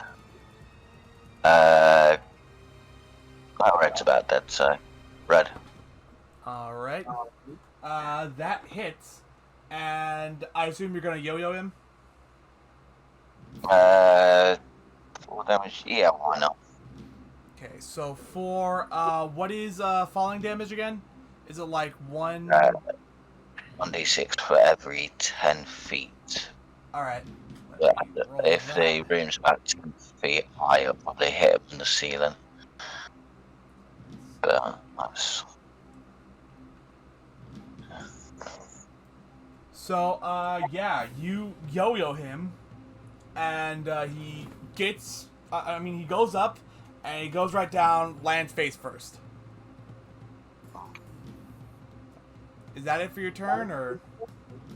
Yeah. All right. Okay, I'm taking the chance of attack of opportunity. I'm gonna fly away. Lucius, it is now your turn. Right. Well, despite the battle I hear on the other side, I am dead set on stopping this mage because my thought is if he gets out, more innocent people are going to die. So, Alright. all right, it's all my movement. I'm going to use my short bow, or yeah, short bow. Alright. 17 to hit. Yeah, that hits. Roll damage. I was going to say for a mage, a better hit. 6 points of piercing. Yeah, and that just barely kills him. Or rather... No. It's lethal or it's going to incapacitate him. I'm sorry? Yeah, no. So I aim for his other leg, and it goes through it, and he's basically incapacitated. He can't move. Yeah. Into the Achilles heel. Alright. So, the Nothic, well, actually, hold on. Does that end your turn, or? Yes, but and after I end my turn, I yell to the Nothic, "All right, hey, my friend needs help in the other room. Go to him." Yeah, okay. So, he goes over here, goes all the way through here, and that's basically his turn. Alright, it is now, Red Bugbear's turn, and he is going to throw a javelin at you. Javelin. Does a 19 hit? Gee, Yeah. these freaking Yeah. bugbears, man. Bugbears are hard. Did they take steroids before rolling? 7 damage. Okay. Blue is also going to throw a javelin at you. Does a 14 hit? It does. Oh my gosh. 8 damage. And I will fall to the floor. Oh, Yeah. you're down. Shoot. Yeah.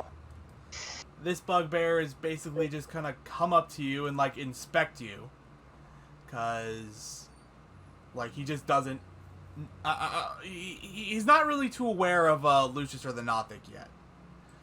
And that's gonna be their turn. Time for you to make a death save. Please.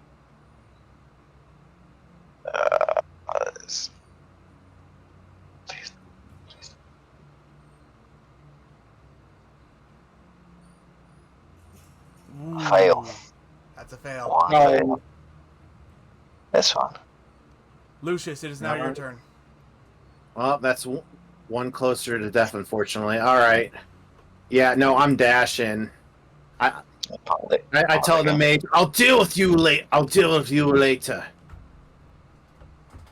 Alright.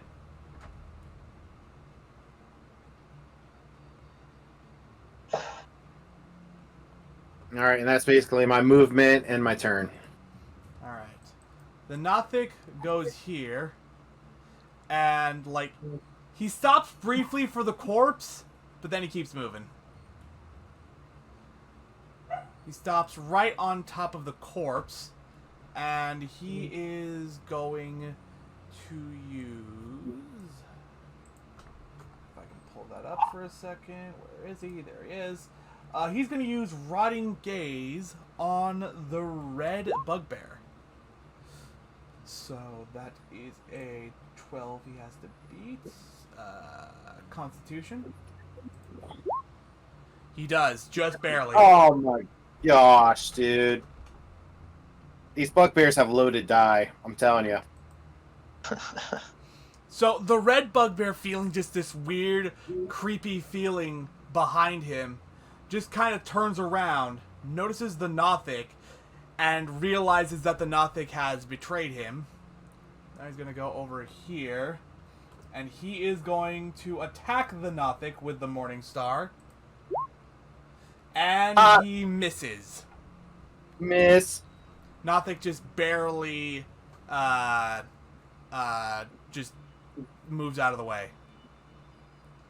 The blue bugbear now sees what's going on, and he is going to run over here, and he's going to pick up his javelin, and he's going to run back over here using the dash action. That's going to be his turn. Green bugbear is going to come right here. Javelin at the ready, but unfortunately he can't because his friend is in the way. And Snowflake, time for another death save. Yay. Come on. 13, Okay, that's a good. success. All right, we got a success and a failure, so... Lucius, it is now your turn. Okay, well... Alright, that's all my movement. Shoot, I can't do anything because Nothic is in my way. I'm going to say that if you warn him to duck, you can use your short bow. Nothic! Duck! 19. That hits. That's 1 point of piercing. Aimed at the red one. And yeah, like it just kind of like sticks into him like a needle, and just ow, ouch. It is now the Nothic's turn, and the Nothic is going to use his claw attack. That hits. That deals 5 damage. And he gets a second. Yep. Oh, 18. 4. So 9 altogether. Yep.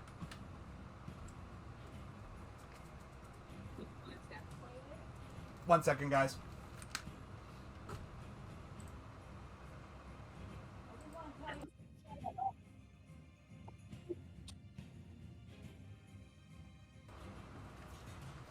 Yeah, sorry about that. You're good. All right.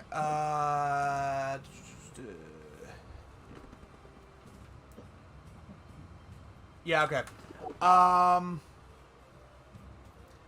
Yeah, that is the end of the Nothic's turn. The Bugbear is not doing very well because like this Nothic has really sharp claws, but like he's got it's just one Nothic and then a Paladin behind him. Nothing 3 Bugbears can't contend with. So he is again going to attack the Nothic with his Morningstar. Ooh. Well, that kills him either way. Oh, gosh, dude. Oh, you don't want him to survive, so he's not going to take any of the corpses. Well, there goes our backup plan. All right.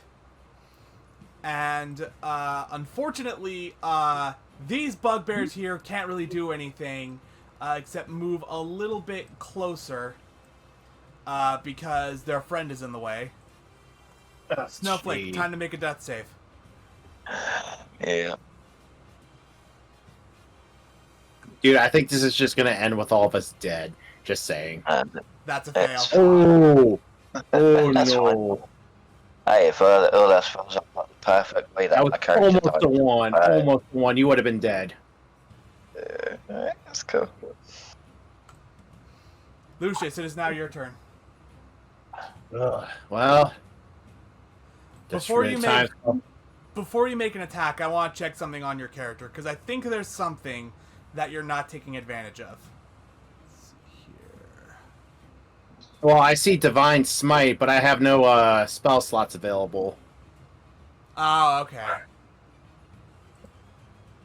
Yeah, I had to waste the last of it on. Well, I had to use the last of it with healing myself. So. All right, well, make your move. All right. Well. Battle axe time. 23. That hits. That hits. That's 5 points of slashing. And that kills the red bugbear.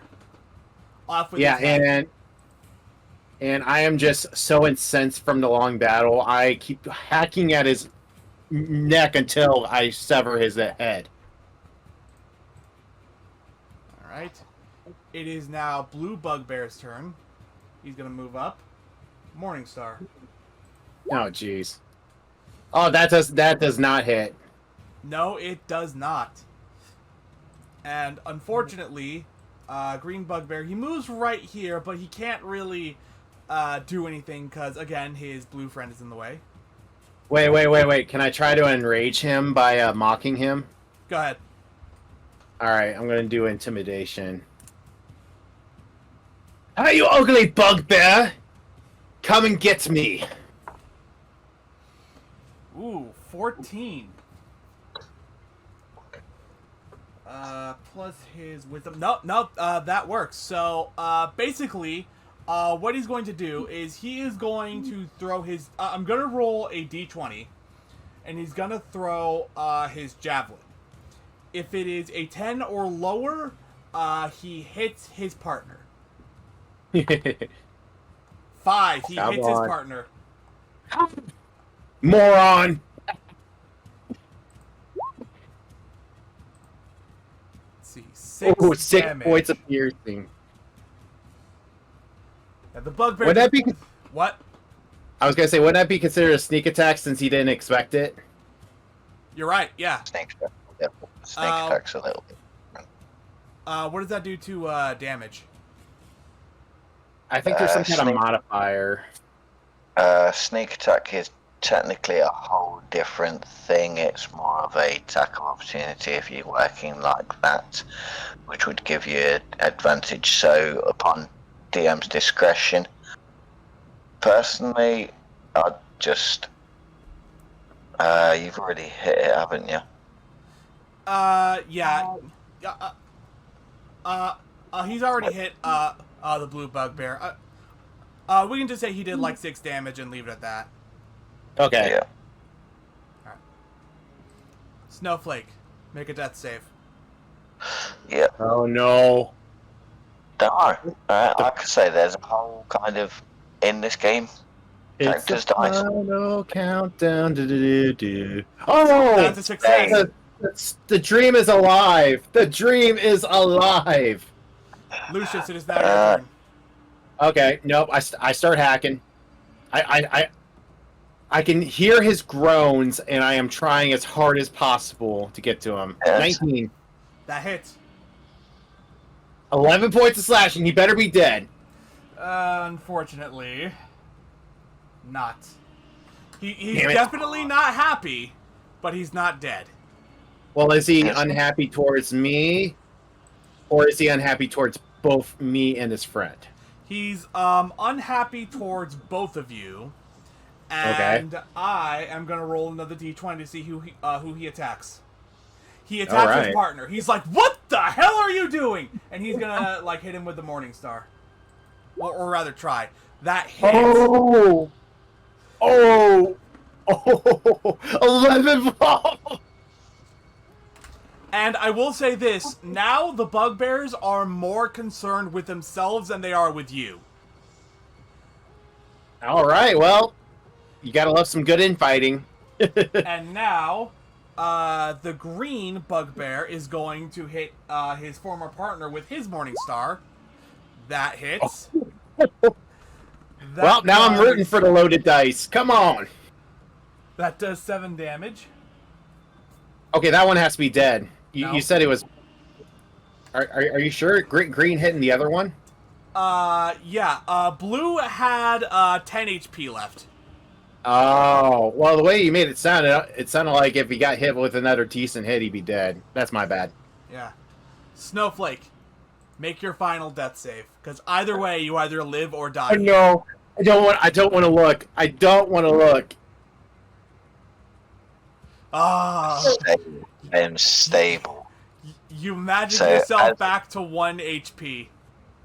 It's stable. I've got to, I don't do the 1 HP, just basically now I'm not going to die. Okay. Yeah. Yeah, he's Uh, stable. If he but gets hit again, he'll be unstable, though. with my death save, it's like one of those. My body's slowly crystallizing, but then it somehow starts to melt, and I take a deep breath. Run if you need to. And that's my turn done. All right. Unfortunately, I am way too occupied with the bugbears to notice this, and I just keep attacking the bugbears. So, well, actually, no, I am going to attack him. Shit, that's critical fail. All right. Time to roll for severity. What do I roll? I am rolling a d20. Oh, okay. And somehow the d20 I was using just hopped out of the little box. Eh. Oh no, that's an 18 for severity. Oh, geez, what does that mean? So you go to do like an overhand slash at the blue bugbear. You miss, and you lose your grip on your axe, and it lands all the way over here. You've got to be kidding me. Good job, you got your secondary weapons. Oh yeah, I got the short sword. That's true. Right? All right. Well, I'm gonna have to unequip that for now. Where is it at? Where's it at? It I'll bet on is it. like at the very north end of the room. No. I'm talking about my equipment. I had to uncheck it so I knew I didn't have it. Alright. And blue bugbear is going to attack green bugbear with his morning star. That hits. That does 11 damage. Green bugbear is now dead. Oh. That just means there's one bugbear left for you. Yeah. Wow. You bugbears are not as smart as I thought you'd be. Oh, shit. Alright. Saying this as I slowly take out the short sword that I picked up earlier. I'm not sure there's anything you can do considering you're unconscious, Snowflake, but it is your turn. Yeah, no, I'm just here until he heals me. You could reach out your voice and let me know that you're alive. I'm not dead. That's great news! I was kind of worried. I think I'll still be under control. Alright. Lucius, it is now your turn. Short sword. Alright. 21. That hits. Oh yeah, 5 points. He's dead. Actually, yeah, he is dead. Yep, I pierce him right through the heart. And as I do it, I quickly take it out and run over, well, to get my my battle axe and to help out Snowflake. So, unfortunately, I don't have any healing items, and all my spell slots are used up. So I'm just gonna stabilize them and put them back to one health. All right. By the gods, I thought we were both gonna die.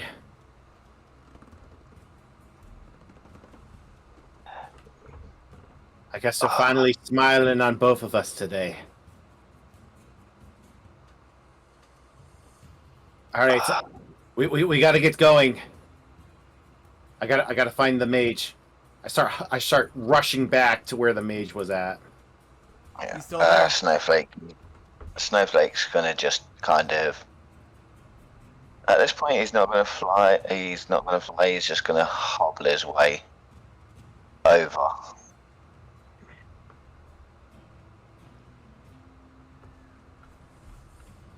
All right, bandit leader, start talking. Roll intimidation. Shit. I have a +3. How am I rolling this bad? Let me pull up the evil mage. Oh, I gotta pull up his character sheet again. Where is he? There he is.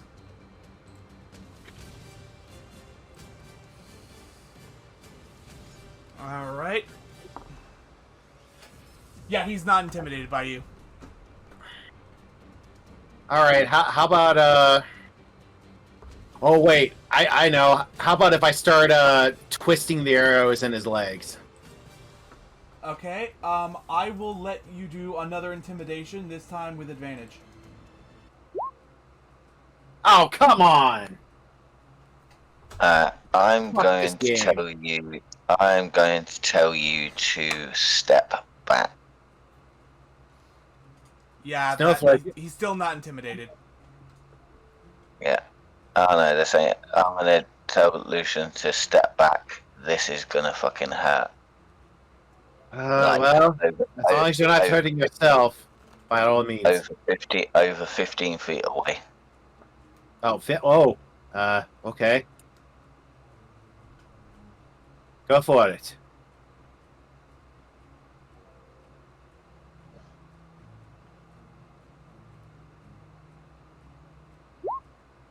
And I am gonna put the spear up.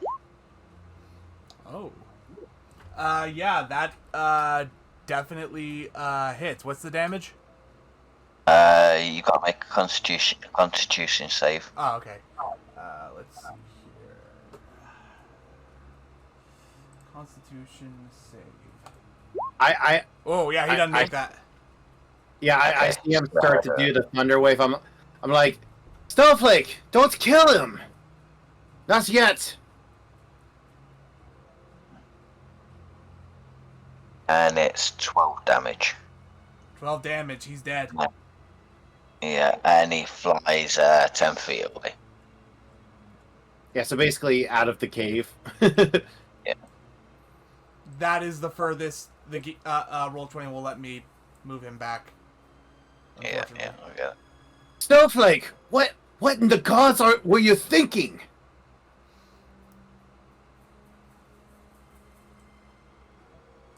We could have tried to see if he had a leader, or if anything. Why did you just kill him?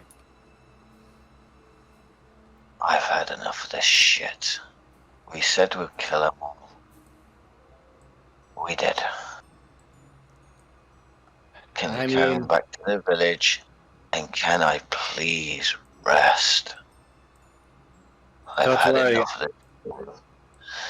Don't worry. We'll make sure we'll have a nice, comfy bed to come back to. And I reach out my hand. Let me carry you. You've done enough today. Yeah, I'm gonna accept the carrying. We'll investigate the caves in the morning. Well, I know there's a nice, comfy bed in here, and there's no more enemies. You don't have to make a long trip. It's very funny you say that. You hear footsteps coming from this direction. Oh gods, there's more of them. All right, we're gonna have to amscray quickly. But first, I check the we check. I want to check the mage, see if he has anything valuable. All right. Let me see here. I rolled a 15 on investigation. I'm checking to see what he has on him. Okay.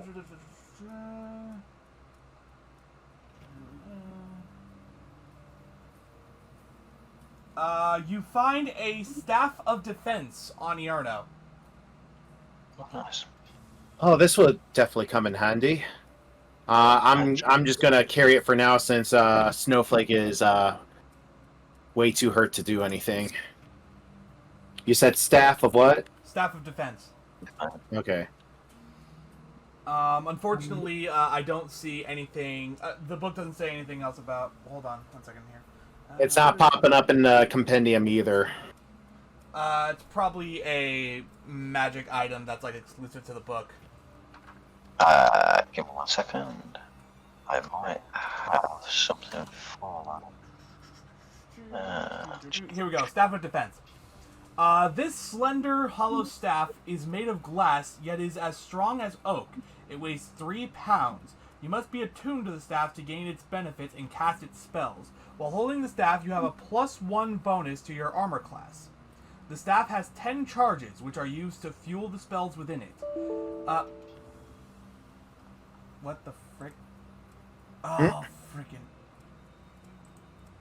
Okay, I know what happened. That's going to make things a little more difficult for when I go to upload this to YouTube, but it's fine for now. Let's see. The staff has 10 charges, which are used to fuel the spells within it.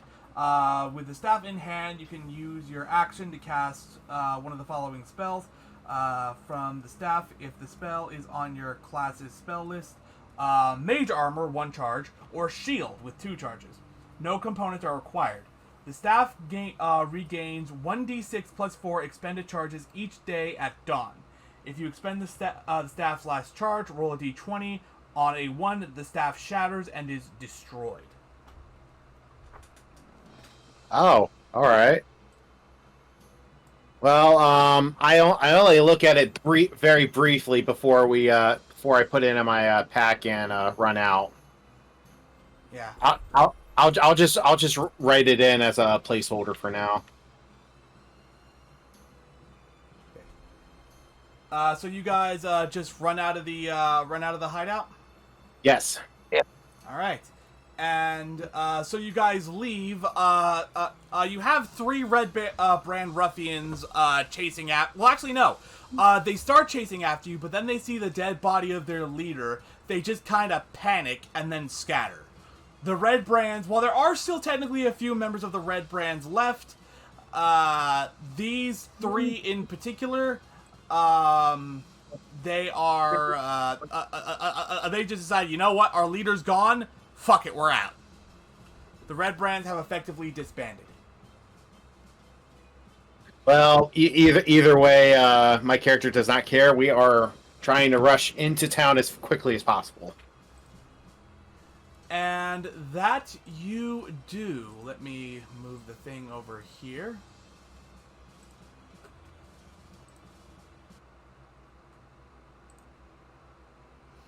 And you successfully escape. You both level up to level 4, and I think we will call it a session. Okay.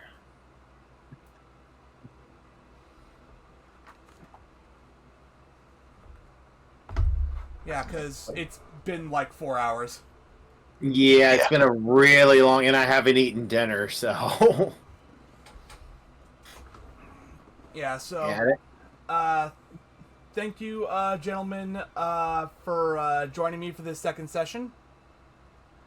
We'll catch up on all of this in the next session. We'll have to discuss when we're doing the next session fairly soon, because we do have another person on Roll20 who is looking to fill one of our missing slots. And yeah, hopefully with more players, things will be a little bit easier, and you guys won't constantly be on death's door. Yeah, well, we almost lost one, so. Are we off Twitch now or still on? So, before I end the stream, you guys should definitely check out Blue Oni on Twitch. He streams as well.